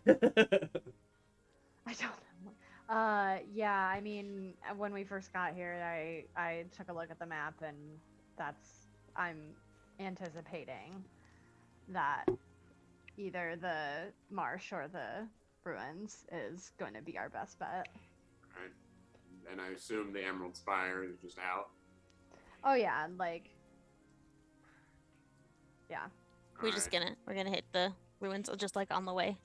Yep. Great. You'll hit it on the way there. Great. Yeah. To The kill old some things like smackaroo. this. This is my first mission with the Lake Peak 7. This is so exciting. Oh my god. Elbert, just for fun, go ahead and make a history check for me. For a little lore drop, maybe. A lore drop. Don't you dare. 12. Okay. I read a lot. Can I make one? Sure. You've read a lot more about Ara than you have about the worlds of Samtia. But I got a 22. Okay. You know, and with the help of Elburn, who he just kind of like under his words says the phrase Loch Donmore, and you know that you're like, why is that phrase coming into my head? And then Aver fills in the rest of the knowledge.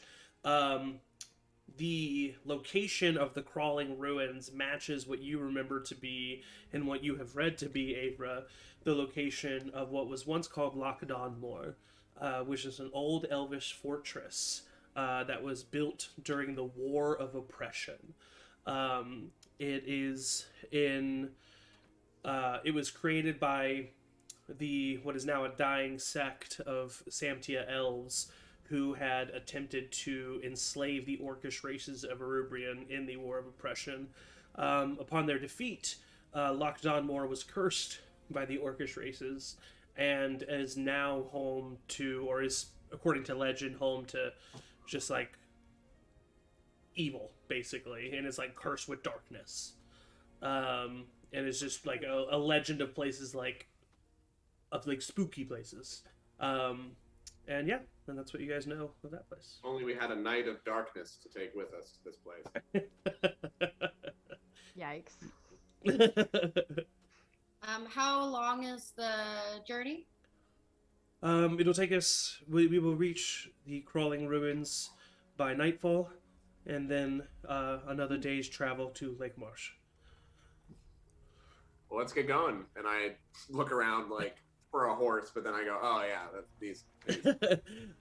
She says, yes, we all have our steeds. If you need horses, we definitely can procure them for you.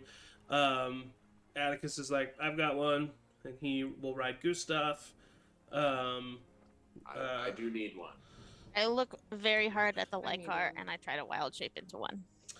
The light car, what is your max challenge rating right now? 'Tis a 2. 'tis a 2. The Lycar, unfortunately, too high of a challenge rating. That's what I figured. So, but I tried. but you feel as if you're about to turn into a dire wolf. But you can stop it if you want to. I'll stop it. Okay, so she pinches it off. One day. I'll just like literally say that out loud and I'll just point at them. One day. Sorry again. I don't know what that is. Like a toilet. Pinch it off. Oh. And now I had to explain it, which I'm makes sorry it. I That's what, asked. yeah. Let's cut that out and post. So yeah. Atticus will ride Gustav. A horse is provided for Elburn. Rev, need a horse? Rev, Yep. get a horse. Avra, horse. Ray, are you gonna like? Yeah, I'll just to like I'm not trying to impress these elves, but I just want them to know that I have something cool. Mhm. And I'll summon Tiny and I'll look at Kelfie and be like, if you want to ride too, you can. Do you warn them before you summon Tiny? I feel like I should now. No, I want to like summon him. I want to make direct eye contact with Thalia. Uh-huh. And I want to do like a little like whatever I do magic wise, and then I want to like continue to make eye contact with her as Tiny like comes down. Totally. So you Can I see her doing the summoning thing and be like, "Oh, cool, you're summoning Tiny," um so that everybody Let doesn't this play out. Let this not play is out. caught off guard. Okay, I I'll love let it play out. consequences of my actions now. all right, so yeah, you do that and you're looking right at Thalia and she's looking at you. And you kind of, reach kind of like push your mind and the thoughts of your mind out up into the sky. And as he always does, out from the brightness of the sun itself, Tiny appears in a soaring arc. And immediately you notice that all of the Lakar and most of the elves just like shoot a glance upwards. But they're just staring. And Thalia is staring as well. And then she looks kind of back at you. And she notices that just you're just go. maintaining eye contact. She looks back And I at go. the And then I hop on. she snaps her fingers, and some of the Drim that did have crossbows aimed lower their weapons, and and Tiny lands next to you. When you are not on Tiny, where will you be? When I'm not on Tiny, I can wild shape now, I guess. I guess that's true. Yeah. So So that'll give Kelpie and you. Yeah. Kelpie and I can just take turns wild shaping and Yeah, some just horses or just something. riding Yeah. each other as horses. Yeah. Hey Ray, can I don't impose. I but said can as horses. I know. Sorry. Can I ride on Tiny as We're well? sisters. Oh, okay. Yeah. I- Sorry, Laza. I'm not used to. also, Yeah. I try to take Ray just aside a little bit, so slightly private. Yeah. I say, hey, thank you so much for being so into that dynamite plan. In retrospect, bad idea, but how was normally? I mean, like, it's fun, right? And I just think that's really cool. You got like the whole dragon thing, and Tiny's really cool. And I made you this staff. I spent a long time on it, and I think it's pretty cool. But you don't have to take it if you don't want to. And Ray, you see the staff as described earlier. It's got my symbol on it. And I look at the symbol, and I look at because you said you did the symbol and like a dragon, right? Yeah.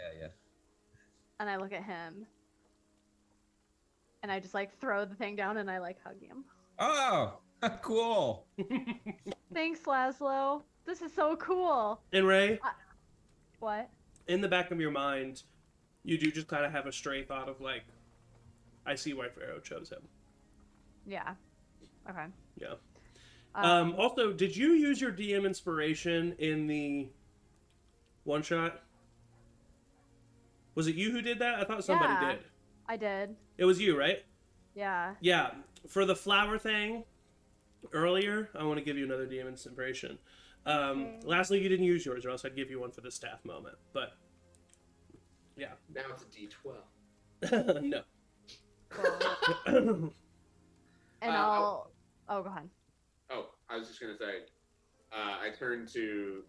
There's like a group of us. Are the people who are in the room with us out with us now? People in the room with us, out with us There now. was Yes. Yep. Yeah. All of them. Oh, is our yellow-eyed friend coming with us? Who is this? Does anybody know who that is? She speaks up Uh, and she says, "My name is Gilva.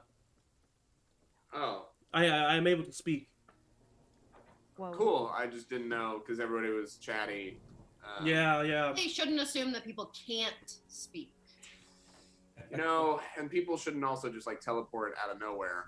Hey, but we didn't mean here we to. We'll tell you about it on the trip. We didn't mean to. are. Okay, and normally Albert would give a fight, but he's just so depressed. Yeah. He's like, Albert is Okay. really sad. Atticus, wasn't there? Oh, gosh, I forget. I don't keep track of your guys' inventories because I expect you to. But was Buttwater replaced? what do you mean? At the Dinned banquet, Oh yeah, that's what I was thinking it of. was summoned, but yeah, That doesn't last. yeah. I was gonna say that Atticus gives you some Buttwater, but if he has any, he does. I was gonna say I don't know if I have any because I think I killed the last of it a long time ago, the one that I originally got. Yeah. I imagine that because I feel like Atticus is like kind of more in control of his substance. That he's got just like the bottom of a bottle. Yeah, that he was saving for himself, probably for a time where he was really upset, but he goes over and he hands that to you. Take a hearty swig, but not a Yes. full thing, and then Okay. just give it back. Yep. He pats you on the shoulder, walks away, gets on top of Gustav, and the Lake Peak Seven, along with the Wild, start to make their way. Fair.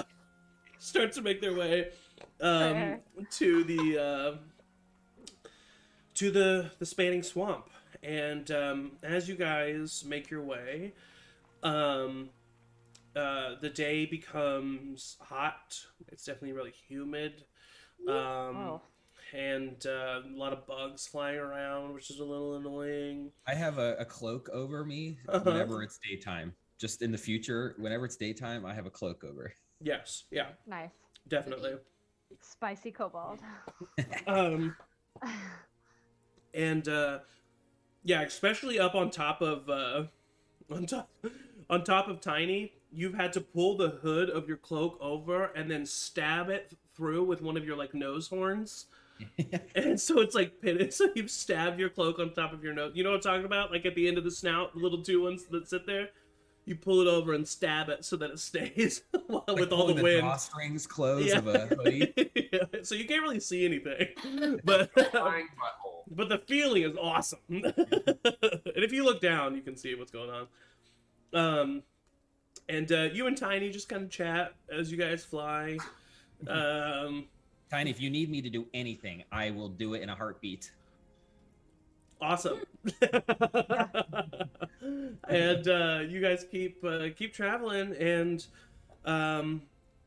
yeah, I mean, there's not much that happens before you start reaching the swamps themselves, and as you start to approach the swamps, the sun is probably at the peak of its height, at the the peak of its height in the day, and is just now starting to fall. It is becoming quite humid within the swamp itself. As a matter of fact, We are like also. We were in a snowy place, so I'm assuming that we were like layered up. So as I'm flying, I'm probably like peeling off like oh for the sure, furs off my whatever, and like yeah. You guys were in a very colder place. We've been here for Yeah. 24 hours. I feel like we probably would have yeah. layered down. Makes sense. I have ripped the arm bands or like the sleeves off my shirt and like I'm trying a Trying to get a little little bit bit of too a hard. tan. Yeah, but I'm like trying a little too hard to look like maybe someone who might be in the wild. Like I'm kind of Maybe like someone trying to named make like a shield or maybe someone named Thalia Ganondel. no, Uh, not necessarily. um. So yeah, you guys have now reached the edge of the spanning swamp as you guys start to enter. Um, I just want to give you a chance. Is there anything that anybody wants to do, or do you just keep heading on in with the wild? Did we talk about? Can we say like I don't know that we asked Ray about like what green dragons are about? Yeah, Like, for Well, sure, let me totally. tell you. We can give you a bit of a rundown on green dragons, yeah, definitely. green dragons are fucked up. So green dragons are their breath is a poison breath. So you can assume that probably poison doesn't do much to them, and protecting yourself from poison would be a good thing to do if you could. You also know that green dragons um, are amphibious. They can breathe both in air and in water. Um, you know that green dragons have a very high influence over the creatures in their area. So the closer you get to her lair, the more the wildlife itself might be against you, and that is something to look out for. And also, there is a thick kind of like fog um, that covers the area where the lair of a green dragon resides. And yeah, I would say that's probably the rundown that Ray's able to give you of the green dragons. I take the clothes that are being shed and turn them into KN95 masks. Yeah. Okay. Yeah. Great. I would as we approach and get a little bit closer, I would just kind of stop everybody and cast locate creature. Okay. Am I familiar enough with him? You've never seen the green dragon before. Did we not have it? No, that was the white dragon we saw fly over. yeah. Never mind. It says, so long as you have seen a creature similar within 30 feet at least once, or if the creature has been described or named to you. Yeah, I mean, you can for sure just like Just try. just be like big dragon. Big dragon, big green dragon. Yeah. Okay, Big yeah, dragon, I'll do that. No whammies. Big dragon, big dragon. It's been 1,000 feet, right? Oh. No. Weird. It's in 100 feet and descending. Yikes. 1,000 Yikes. feet, yeah. Yeah. So yeah. you do not get any. Don't get any pings. I'll relay that to the wild and the 7. Talia kind of nods her head, and she says, "Yes, she must be further into the jungle. It makes sense that she wouldn't stay right on the edge." Mm-hmm. How long did it take for us to get there? It's like noon, so like 5-6 hours.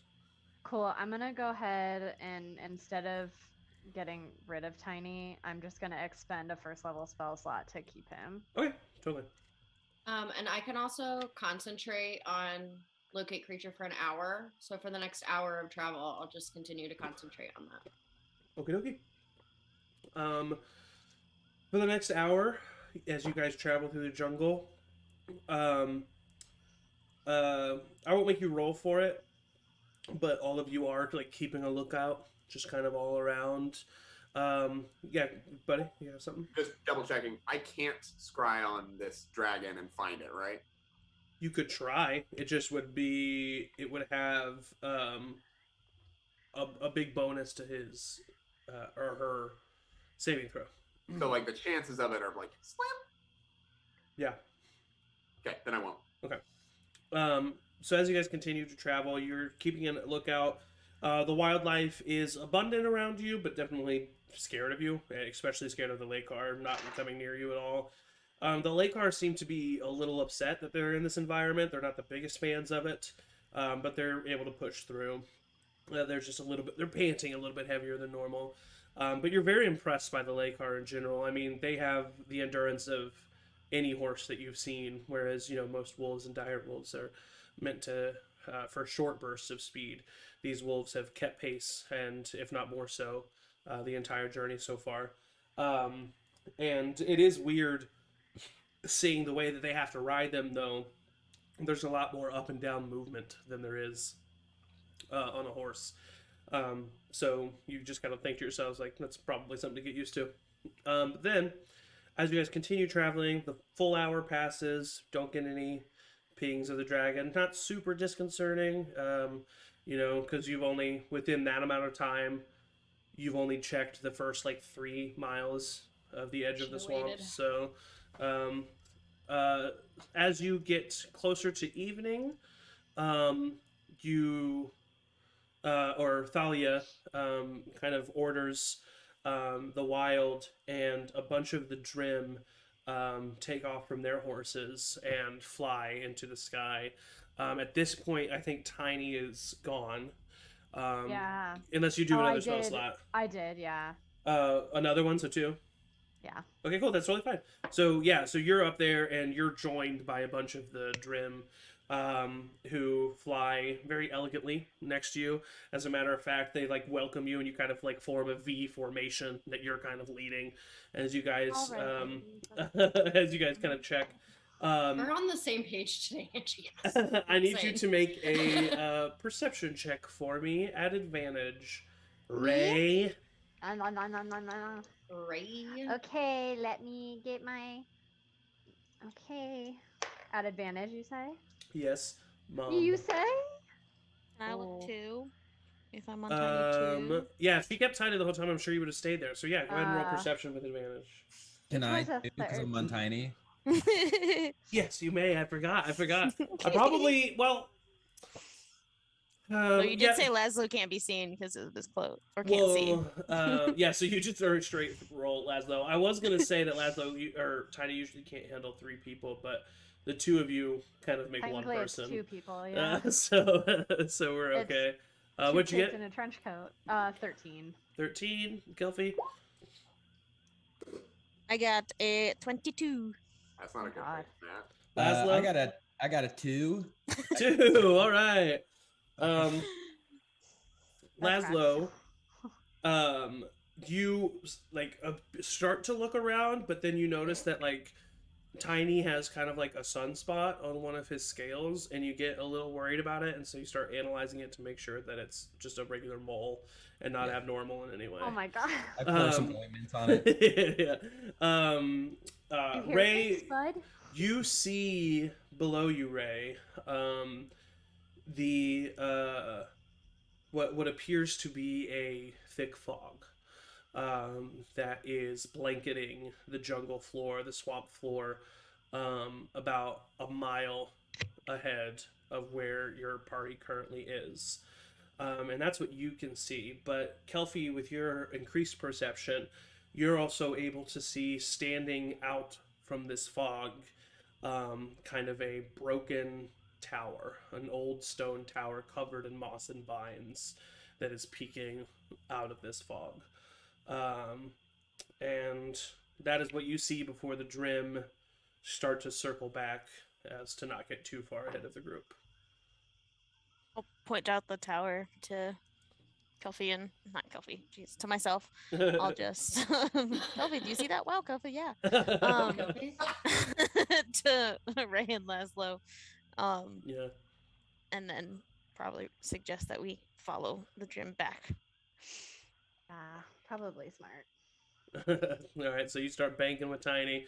I'm assuming, and so Rev, who did you create the brain trust with today? Because I know we didn't decide that, but I'm sure you would have. Avra for sure. This is my favorite. This is my favorite bit now. Just middle school Am I dodgeball. vice president of the Brain Trust? Yeah, Yeah, Avra's always there. Can I just be included once? It's fine. I can do more people now because proficiency. That's true. Yeah. I'm sure you would include at least one of the people on Tiny. Yes. Yeah. Yeah. Laszlo. Definitely Laszlo. we'll do Elburn. Uh-huh. Um, I stand for Atticus. yep. Laszlo and Kelpie this time. Ray. They just start like talking, like they're just like on the back, and I'm like, fuck. So, even though you guys don't fly back down to report like the Drim do, while you kind of circle above your group, Kelpie, you inform Rev, who then informs everybody else of what you guys see up ahead. Thalia kind of looks to the rest of you and says, "Right, well, seems the crawling ruins are in sight. Any objections of continuing forward?" Nope. Let's kill this fucker. All right. I will say. Are we close enough that if I did locate creature again, it would be useful? They said it is a mile away. How many feet are in a mile? 5,000. 525. 5,280. Okay, I'll wait. Wow, how did I have that memorized? They made us. For some reason. Yeah, I know, right? But I'm I don't know glad how to. you're surprised. But I don't was know how like, to do my I should know. taxes. Okay, so I didn't know what a 401k was. All right, so you as you continue traveling, yeah, you would know to wait until you're a little bit closer. As you get within 1,000 feet of these crawling ruins, or as you get to where you would cast it and then be able to walk into 1,000 feet of this ruins, you do not get any pings of dragon. Yeah, I will relay that. I'm also gonna take a second to go ahead and just use my arcane recovery Okay. now. Yeah. Does anybody have an image of this dragon that they can show me? I say that out loud. Yeah. Thalia kind of like looks around at her people, and she says, "None of us have taken the time to draw his image. Or her image." Can you describe it to Avra, and then maybe Avra, you can do a little image, and I can try and scry on this thing? I can do my best. They will roll to see how good they are describing it. Thick figure. Okay, they rolled a 15. It's not bad. Avra, you go ahead and roll a intelligence check for me.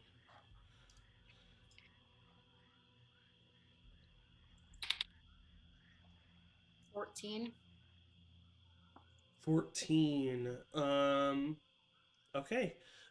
So you look at the minor illusion, the small image of the dragon that Avra creates. And it is a dragon that is slightly smaller than Vrod, a little bit bigger than Alaykar. Has these curled horns along the side of it that's almost flush with the ridge of its head. Yeah, it seems to be a fearsome creature. You get that image in your head. Gonna try to scry? Yep. Duck. I don't know. I'm sorry. Oh, that was Very funny. beautiful. I liked it. Dick. She rolls a natural 16 without any modifiers. So that beats your DC. Well, I don't know about that. That's not my opinion of what it is. Unfortunately, it's mine. I got. And tack saber. No. You wield authority with such modesty.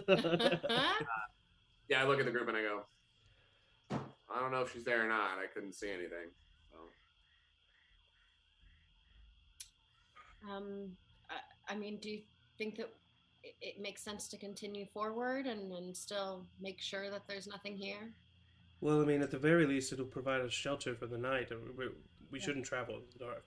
Do we want a shelter in the evil ruins? Yeah, I do. That's kind of like niche right now. Is They it- call it It's just urban tourism. Or it's a something myth. like that? It's a myth, Elburn. It's a myth. I look towards, for once, I look towards Avra. I just go, listen. Out in your home, this has been the kind of a thing that if it come into existence in my lifetime, it might not be a good idea to sleep in ruins. That What are you saying, Albert? Don't we have like a bubble that protects us from stuff? Oh. Yeah. I mean, The not bubble all of is- us. The bubble won't protect us from evil itself. It might. I was evil itself. It did not protect Yeah. from anything. Yeah, but if I didn't want you to get in the bubble, you wouldn't have gotten in the bubble. There's a brief moment where he definitely wants to fight back on that. Like this, it just goes. It's the Okay, rules of yeah. the bubble. Get it? Rules of the But bubble. it's literal. We should like we can sleep away from it. We'll just set up camp. We just shouldn't be in the room. I mean, he's got I him. think Elburn's scared of This ghosts. sound like Are you Albert's scared of scared. ghosts? I'm scared of dying right now. But Well, I not- will say this, Atticus points out, they are staying in the ruins, and numbers mean good. Mostly, Okay, yeah. Atticus. So Having trouble what- forming sentences. I'm Like, really what- tired. Numbers, good. Numbers mean good. We've seen what one dragon and one mage can do to fucking. So you anything. think we should be by ourselves if something happens? No, I think we should all not camp out in the ruins, including the wild. Well, they're not going to listen to you. Hey, Thalia, Yeah. I don't think it's a very good idea to stay in the ruins, but we can stay near them. Yeah, I think you're scared. I lean back a little further and go, how are you not? It's my job not to be. Oh my god, it's like literally, isn't that an occupational hazard for you people? It's shelter. The jungle's dangerous. I literally don't know how to handle this conversation internally right now. Don't we know that like the beasts of the swamp are gonna be like siding with this dragon the closer we get? So like being in the ruins. What if they're in the ruins? I mean, that's a good point, Elburn, for sure. So I don't know what to tell you. Because you're making a good point, but also it's a good point the opposite way. I'm gonna go up to That's not Abra and how- be like, Well, you guys aren't at the ruins yet. "Oh, I didn't say that then." Because I don't think Elburn's been gonna walk into the ruins. I'm just sitting on the horse, and the horse is like turning in weird directions, trying to pull it back. I just don't think it's a good idea. I think we should camp closer to the road. Well, the rest Okay, of the how group is about- saying that we should, though. Oh wait, I'm not there. What yet, if we go in the ruins, but only just right inside? Just the. I'll stay outside. I'll stay outside. If you guys want to do that, I'll stay outside. You're gonna stay out here by yourself. I am feeling lots of things at the moment. I'll stay outside. This sounds Okay. sounds like that time you walked into a storm, bud. Just saying. It's Yeah, very and if you walk storm. into another storm, It's very we're not- storm adjacent for sure. I do the Han Solo point at Rev. Just Yeah. no storm. That's all I'm saying. I said my. Atticus like hits his heels into Gustav and says, "Whatever, man," and just keeps walking. Yeah, I'm gonna keep going too. I go with you guys, but definitely not The staying. person that can bring us back from the dead isn't here. So I look at him and just go too soon. Too soon. All right, so you guys approach the crawling ruins. Only helping Elburn's argument are the sheer, just spooky vibes that you get from this place. It's covered in fog. Covered in fog. Vines just like crawling up the stone. It's very small. Most of the fortress seems to be completely leveled and destroyed and it's just ground, like it's completely covered with vegetation. The main tower still mainly stands with the most of the top of it gone, and off to the side, which what looks like to have been like the mess hall of this fortress still stands, but other than that, it's pretty much like all collapsed. So Thalia immediately orders her people to, she orders some of the Drim to set up a perimeter. She orders a couple of the Vilgala to patrol the perimeter as well, and then the rest of the people she says to start making camp inside of the mess hall. She gets down off of Hope, and then looks to the rest of you, and she says, "I'm going to go on that tower and see what I can see from up top. If you guys need me, I'll probably be sleeping in the base of the tower, away from the rest of the group. I would advise maybe 2 locations for us, so we're not all in the exact same location. So the group can be in the mess hall, and then maybe all of us can stay in the base of the tower. I don't know. That's something you can decide, but I'm gonna go. I just want to check the view from up there." And she walks past, kind of giving Hope a little rub, and then walks to the base of the tower. I forgot to mention, but there were ghosts at Devis, and y'all didn't like them then. Saying I'm afraid of ghosts. We do have enough room in the bubble for another if we want to take her up on that plan. I'm not sleeping in the tower. So I will happily give up my spot for somebody. If everybody else agrees, I'm going to go start making the bubble in the Yeah, tower. I was gonna explore the tower. Yeah, so I would say even if you're not staying in there, the group goes into the tower, or if you don't, you stay outside. But those of you who do go into the tower, see that it is honestly, these are ruins. Like, you know, these aren't like abandoned structures, meaning that you could like still maybe like find shit. You know, these are like ruins. So it's like you walk in, the floor is just covered in vines and moss, completely almost unable to see any of the stone underneath. And then there's just a single spiral staircase that makes its way up the top. There's holes in the walls in various locations as it travels up, but the moonlight kind of pierces through the holes, creating almost like spotlights on the ground. But yeah, that's what you see at the base of the tower. Okay, can we go now? We saw it. Can we go now? You can go now. I'm gonna like put my hand on Elburn's shoulder and be like, you know it's gonna be okay, right? Here's the thing. We don't know that. Pharaoh died. We don't know that. Yeah, but that wasn't in a ruins. He was in a tower of stone, kinda. Well, that's called a volcano, but I'm technically kind of a myth. And I exist. So if people are saying mythological things about this, maybe we should take it seriously. And there's fog around here. That's weird. yeah, that's most likely the dragon. That doesn't help. I think it would be smarter if we slept outside. And I will give up my spot in the bubble and set up camp outside of the tower. Just for the night. Okay. Well, if nothing happens tonight, will you rejoin us in the safety of the bubble? Yes. I will. And I'll like do this. I hold up my pinky.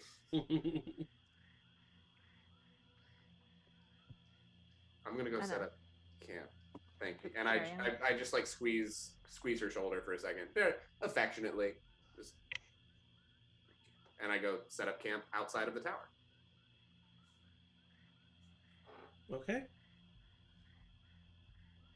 Anybody else doing anything of note, or are you just setting up camp? I'm making the bubble. I want to explore and like fully walk around the ruins, and I want to activate my true sight. Yeah. See any if I see any ghosts or if I see any like cool runes like. Okay.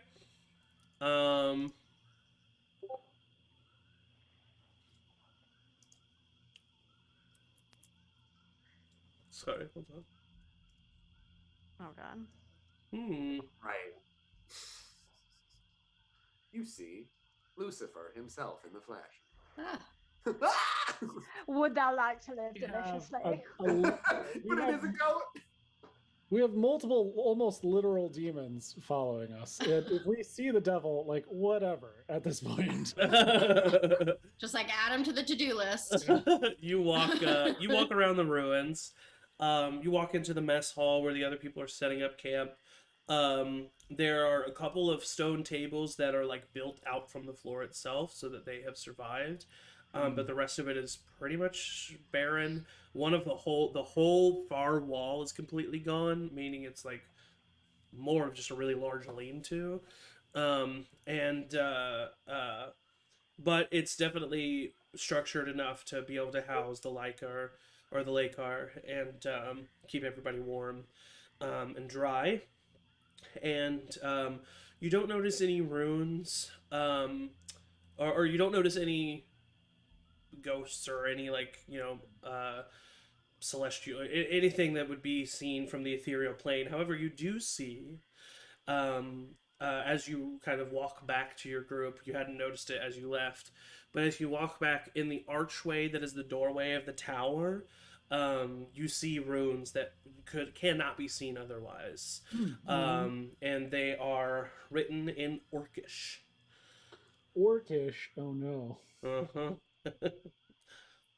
Definitely a language that all of us speak. Yeah, I don't think I have anything to help me understand languages either. So Just sound it out, buddy. I quickly like copy the symbols. Yeah, easily enough. Yeah, you're able to do so. And I bring that to the group. Does anybody speak Orcish? Let's see. Yeah, I do. Orcish.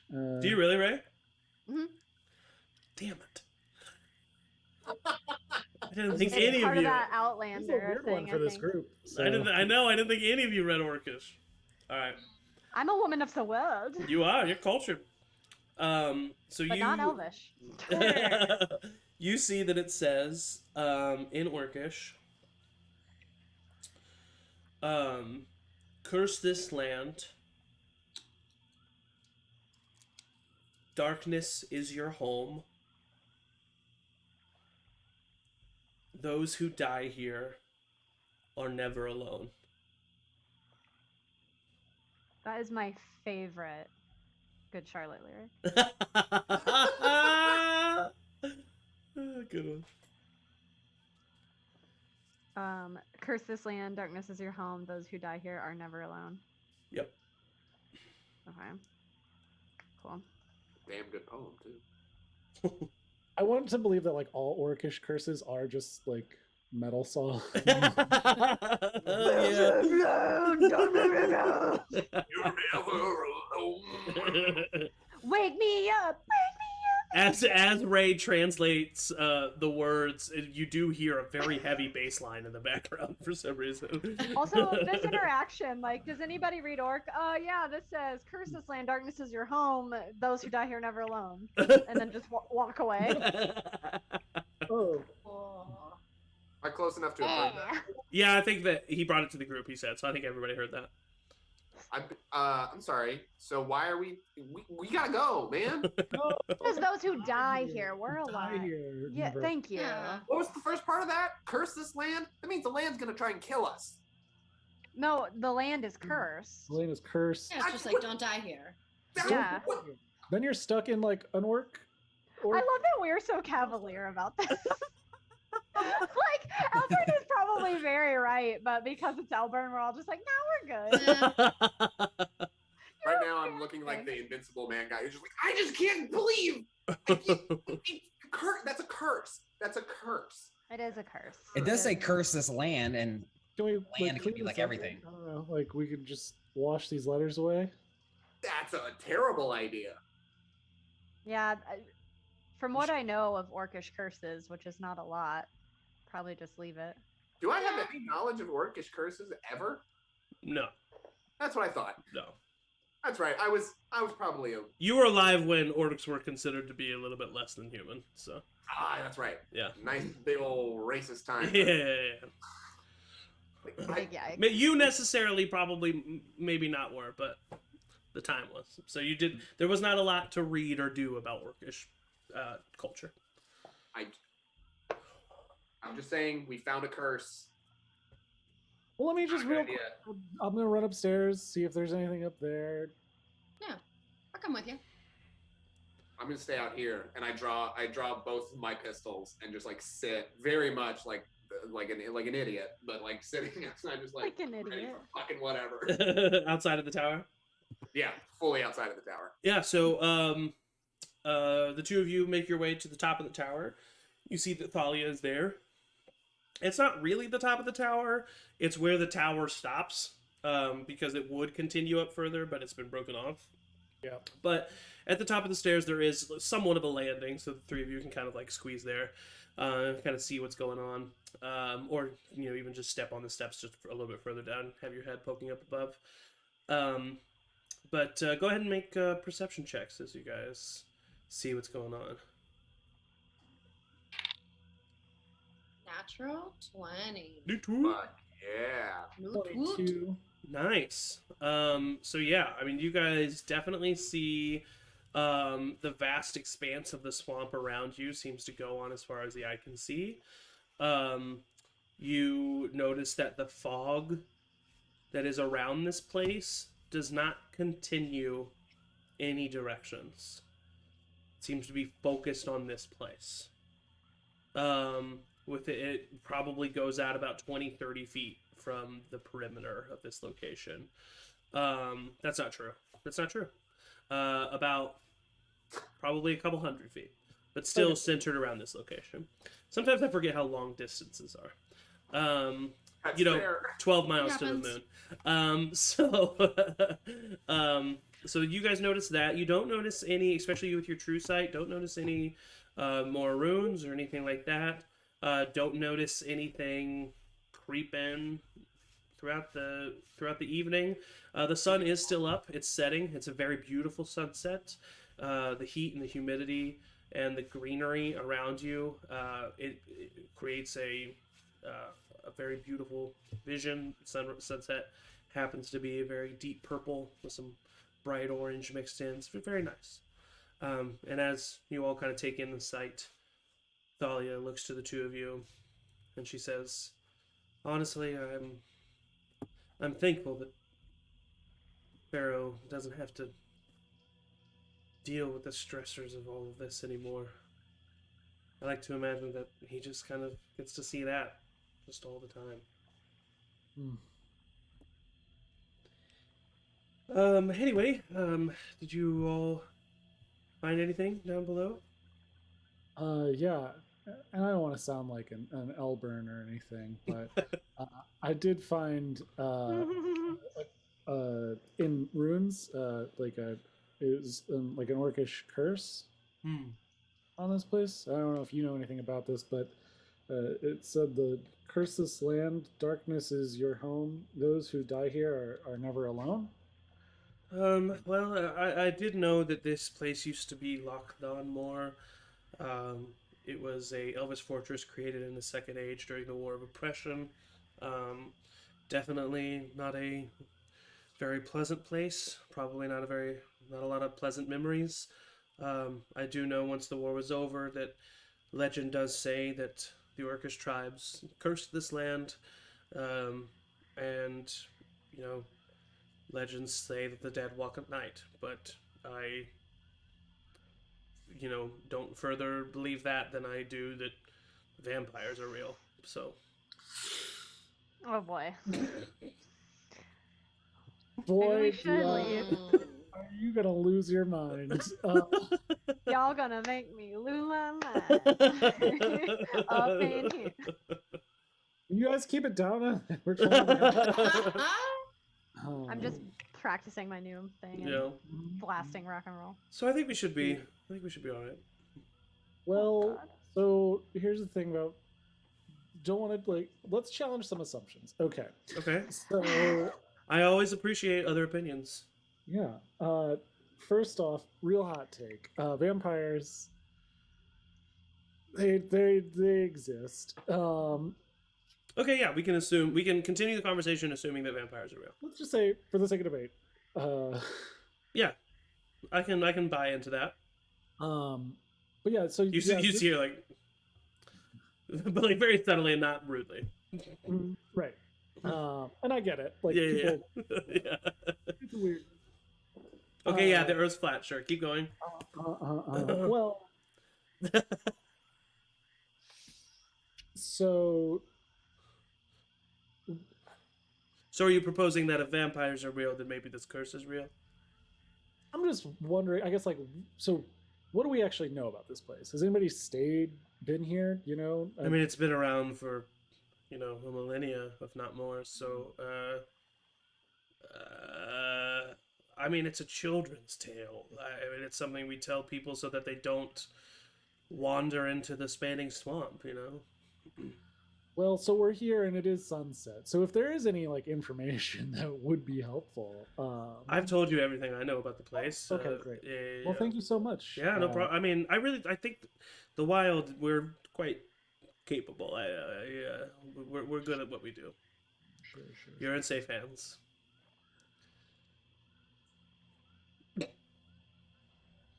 Hey, Elburn, can you come back to the tower real quick? What's up? What's up? What's up? Brain trust. What's up? I hate to say this, I really do. You might be right. Oh. You just hear very far away.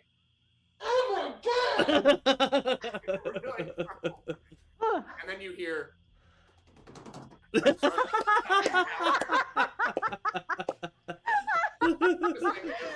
That was perfect. So What's going on? Did someone score a touchdown? what's a touchdown? I don't know. It just seems like that's what I thought of when you did this. Oh, It's football. what the hell's? We don't have time for this. Okay. So we're all in agreement that we should probably leave and not stay here, just out of the way of all of this before it gets dark, probably. Well, what about them? What about who? The wild. Yeah, who has the best chance at convincing them? Pharaoh. Oh. Maybe Ray? She's proven herself with the dragons. I just wonder how charismatic she feels in this moment. Yeah, Ray's What? charisma is definitely what? What? I What was. are you guys all doing up here? We think that Elburn might be wrong. What was that? Can you say What? that a little bit louder for me? We think that Elburn might be wrong. Albert might not be wrong. Hmm. I'll get you all there Oh. one day. I'll get you all Very there. nice. So, So we need to. We Oh, should about go, the scariness. Yeah. Yeah. Wait, so we heard But one we more need- piece of information and now we agree? I mean, That's Well, how sometimes information that's all it works. takes, right? I So, guess. just in case it's getting dark, there's an orcish curse on this place. yeah. I guess the fog staying in just this place is a little weird. It is. What do you mean the fog Well, is staying I was up pretty this place? confident. I was pretty confident because the elves didn't seem scared. But then when she said, that she didn't think vampires existed, we were kind of like, Yeah. We gotta go. Yeah, how I'll long- go. I'm not tied to any. yeah. But who's got the best chance at convincing the elves? It's not Elburn. I can't imagine why. I'm very convincing. How many do we have to convince? 12 people. But All really, we 12 just of them need to. Or Thalia? I think if we Yeah. just convince Dahlia, If you that just should convince, be yeah, enough. yeah. And also 13. I'm on it. Okay. And I walk down the stairs. Well, wait. You she's walk up here. the stairs. Yeah, yeah. Yeah. Yeah, I thought I didn't think it was said, but I thought maybe you guys made your way back down. But I don't know. But either way, you go talk to Thalia. Well, I just heard.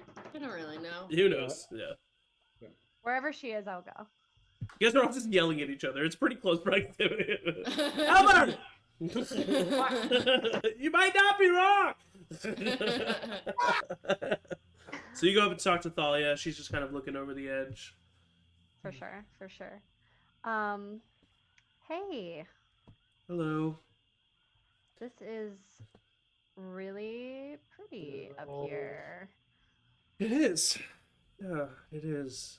I was just telling Rev and Avra, I like to imagine that Pharaoh's looking at the same sunset. Oh yeah, for sure. Yeah. For sure. 100%. Listen. Yeah. So me and the crew have been talking. Uh-huh. And we're thinking that, given the things that we've seen in our time together Mhm. and just kind of the obstacles that we faced. Listen, if you don't think you can take on the Green Dragon, I understand. Oh no. Oh, no. No, we're with you and the wilds and Okay, we're no, pretty sorry, confident. I didn't. No, it's okay. It's I should have okay. waited for you to finish. I apologize. Yeah, no, we're so I'll just, sorry, I'm rambling. It's okay.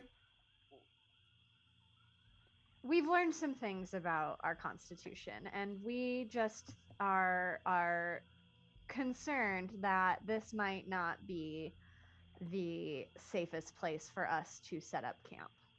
Oh, did you see something? Um, Or... we did. A lot Oh. of things actually.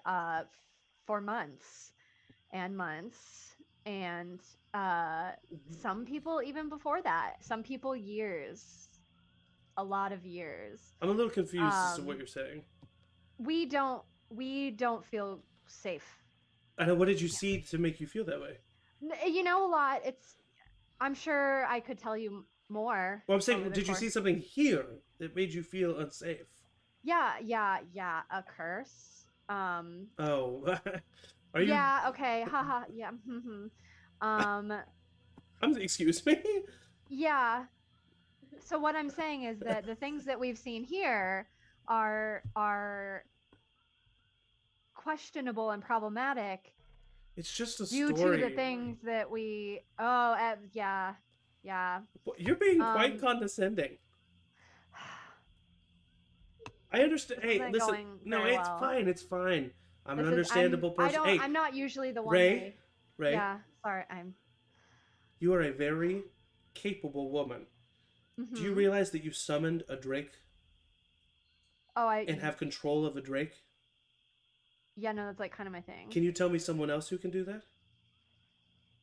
Not No, off the top I of my don't think you head. can. So you need to know how powerful you are. And you need to have that confidence in yourself. I didn't get to where I am, captain of the wild, by not being able to speak to someone right in front of me and speak my mind.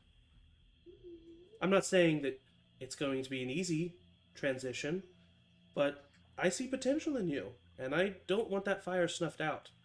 So tell me what you want to tell me, but just do it in a respectful way.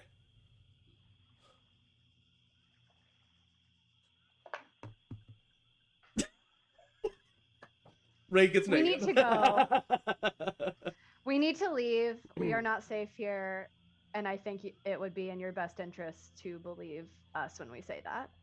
Make And a I, look at her persuasion check with directly in the eye. advantage. As we're all like standing, like looking up the like the Like to find out if you can get to go to the sleepover. You said with advantage. With advantage on a persuasion check.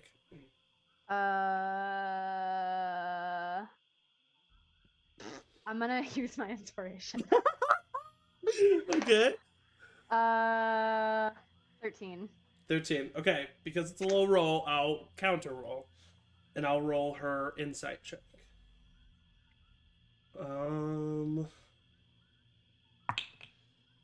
Okay, she rolled a natural 18.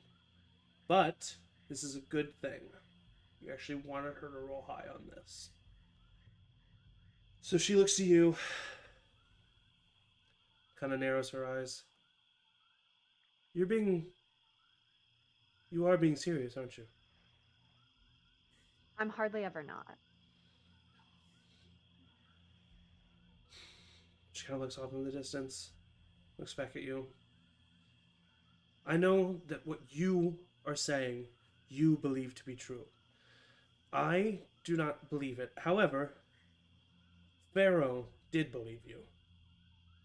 And if I can tell that you truly believe what you are saying, and I know that Pharaoh trusted you, then I will trust you as well.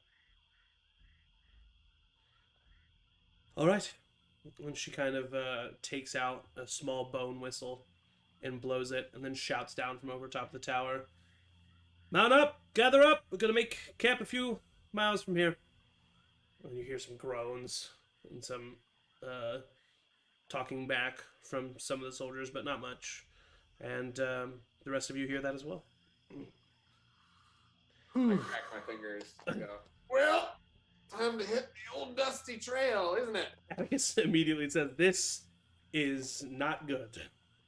It's good that we're doing this. It is very bad that we're doing it because of Elburn. Hey, This is hey, bad. hey. This is not good." I just pat him on the shoulder, very condescendingly. Hey, sometimes you win some, you lose some, and this time, won some. Let's get the fuck out of here. So yeah, do you just gather up your stuff? Yes. I'm just pumped. I'm in the brain trust. I, Go I ahead. can, as long as I'm within 30 feet, I can like loop people into the brain trust. Yeah. so- Mm-hmm. You ritual casted the bubble, right? So you didn't lose the spell slot because of that. Okay. Correct. Okay, so But yeah. I did spend 10 minutes, so I'm kind of like, oh, I'm gonna, when we're packing up and so people don't like really notice, just because Kofi's curious, she's gonna tell Sam to like find a place to hide and like stay in the area just to see if it's like really cursed. Okay. Yeah. As you guys continue to walk away from the area, get a few hundred feet out, the fog dissipates. The eerie feeling that you have around you kind of fades, and darkness begins to take over the jungle. Thalia continues for about a mile, and then looks to Ray and Elburn and says, "How far do you feel we should go? It's the night, and I don't want to travel much in the night."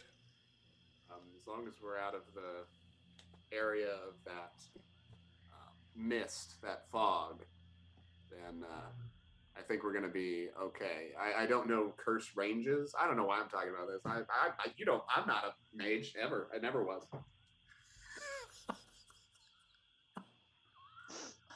Throws a sword. Ha! And she just kind of nods her head. Okay, well then, I mean, I already feel. yeah, circle up. We're gonna make camp here. And she, the lay car all kind of form a circle. These large wolves, and then within the middle of the circle, camp is kind of set up. It's a much more tightly packed camp, but that is something that is heavily insisted upon by Thalia, seeing as how you're guys in the middle of the jungle now. Definitely a lot warmer, a lot noisier, but feels better. And in that moment, Kelpie, as night begins to immediately take over, you get this vision in your brain, and you are a little puppy peeking out from behind the base of a tower, and he's kind of looking over the land.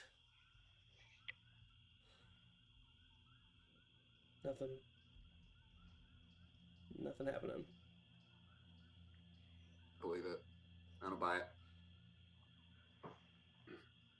I tell him to still like hang out for like another hour or so. A hand immediately breaks through the earth of the ground right next to the tower, followed by another, as these humanoids of rotting flesh crawl out of the earth from the ground. But even more disgusting are the small green worms that have woven themselves in and out of the flesh of these creatures.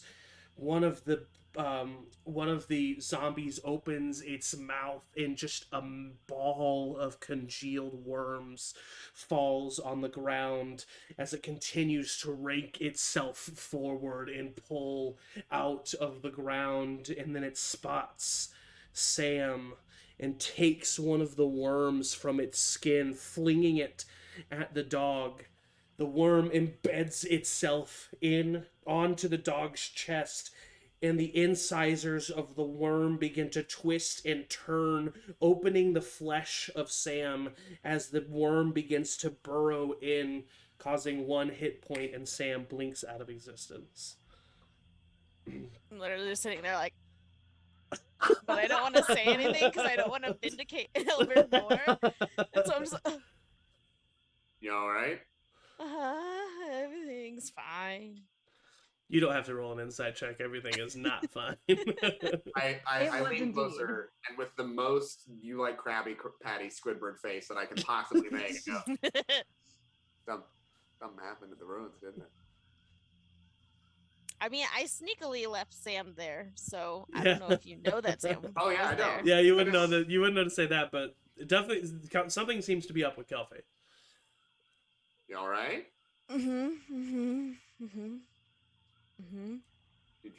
Did you leave something? Do you have to take a poop? Yep, I'm gonna go do that. I'll be back. And I just like go out of the camp a little bit. I turned to Oh, Attica. weird. and go, She's a night pooper. That's the first time she's made that face. Do you think she has IBS or something? Could be. I mean, just swallow a bug in this jungle, and it's hit or miss.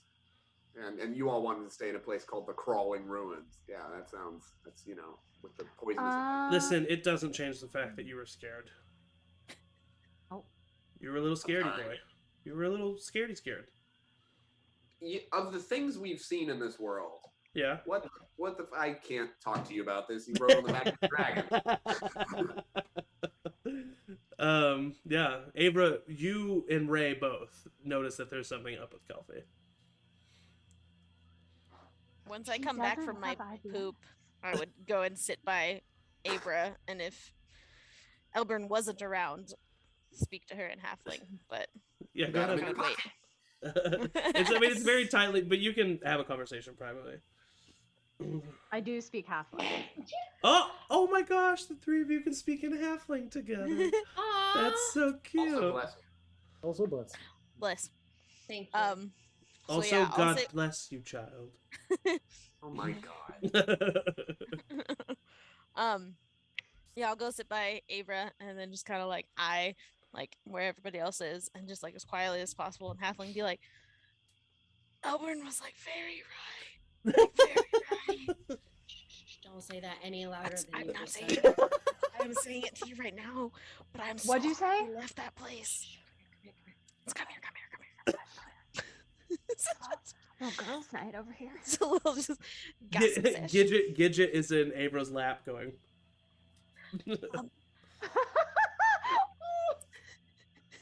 I told Sam to wait at the ruins to see if something would actually happen, just because I was curious of like what this curse was and what it did. And like the second it was nighttime, like dead people started coming out of the ground, and they were covered in worms, and then one of them threw a worm at Sam and he died. But I think he's okay because he's like, I think I can bring him back. I'm still new to it, but He'll be alright. yeah, they were like very gross and scary looking, and that wouldn't have been a good place to stay. So don't say it because I don't want him to know he was right. But like, Yeah. we dodged a bullet, guys. Okay, so Go Well, through we talking. we'll never. What? Oh, I I thought feel you like came we over. I definitely was like, shouldn't stay there on the way back either. We should just like avoid right that. Yeah, just like Anybody want to have some butt water? What are you guys talking about? Albert I was keeps just trying telling to know.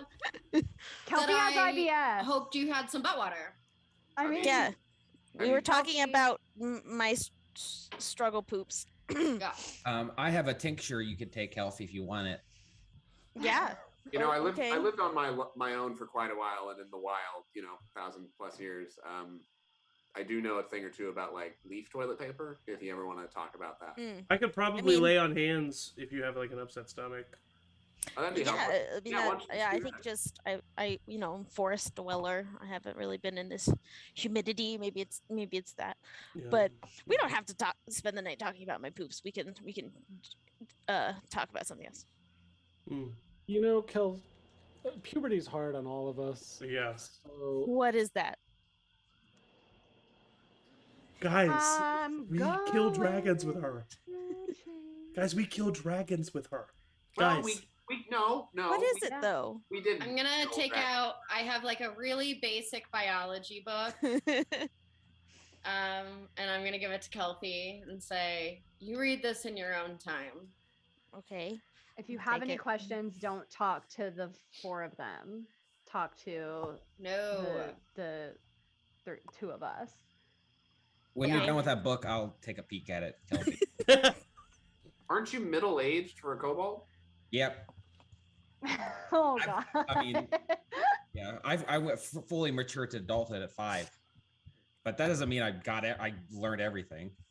So puberty something about being an adult? This is yeah, when it's like everyone goes. I'm so uncomfortable. Really? Is it a weird thing to talk about? I'll just read the book if you guys are uncomfortable, and Atticus I'll just like.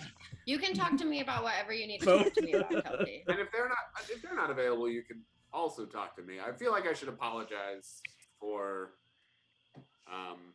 I don't think. I think about I this. wasn't a hovel. I think about this No. one thing you shouldn't talk to Albert about. Okay. I just wanted to say this to the group as well, because I appreciate you for believing me. I know we don't have any proof or anything, but I appreciate that you believe me in this moment, and that's very helpful. And Kelpie, I am. It's just Pharaoh and the Lake Peak and everything is just. I'm sorry that I was a little aggressive in the hovel. Thank you. Yeah. Yeah, but I appreciate you all believing me. That's I big of you, know. Albert. Mm-hmm. Yeah. Hmm? The first Elburn apology of my time in the Lake Peak 7. I guess. And it won't be the last. And he said it puts his hand up. Like that might have been the first Elburn apology ever. No, he's had a second. He's had one before. I love that he's keeping track. It's Well, my that's my Ava- second. It's my second. Atticus to Avra says, Avra, do you have I mean, speaking of what Elber's talking about, like we should check in and see what happened at Lake Peak. We should, yeah. I'll cast sending to Maestro Francio, Uh-huh. and say, "Hey, Meister." No, I won't. I won't do that. I'll say, I'll just say we are on our way to the Green Dragon. How did Lake Peak hold up? Okay. Silence for a moment, which scares you, but eventually you do hear a response. The attack lasted only moments, but the destruction was immense. Many people lost their lives. However, Fiona's inventions, plus my and other abilities, were able to keep the dragon at bay. Visit soon. I'll cast it again since it's the end of the day and just say we will be there as soon as we can, and we are bringing help. He says, wonderful.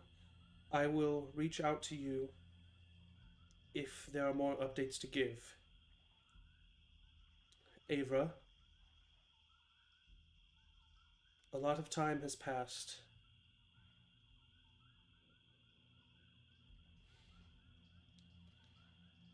But know that you are always welcome here.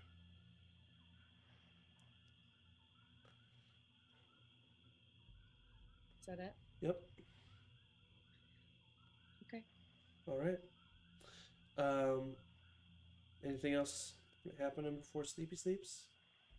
I mean, I wrote to remind myself to check in on Atticus's family, but we Mhm. can do that in the morning or whenever. Yeah.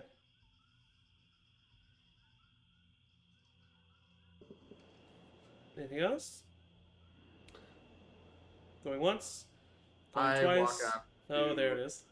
Avra, and I go. I know it took some convincing. Thank you for believing me. I know I'm going through it right now, and I've gone through it before.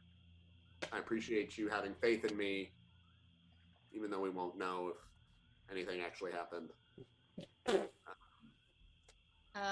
I appreciate that, of course. That's what teammates do, right? yeah. And after this with Pharaoh, that's what family does. That's what family does. And on that sweet note, you find yourselves asleep in the circle made by the mythical Lakar, and we will stop there for this evening. Ending a little bit early, but don't want to continue any further than we have to without our boy. Next week, we have a full session with everybody going to be here. We're also going to have well, I'll talk to my party about that after stream ends. But we're excited to continue, excited to have everybody back next week. And I'm excited to see a showdown. So thank you all for joining us. Stay happy, stay healthy, stay safe. And as always, everybody say bye! Bye.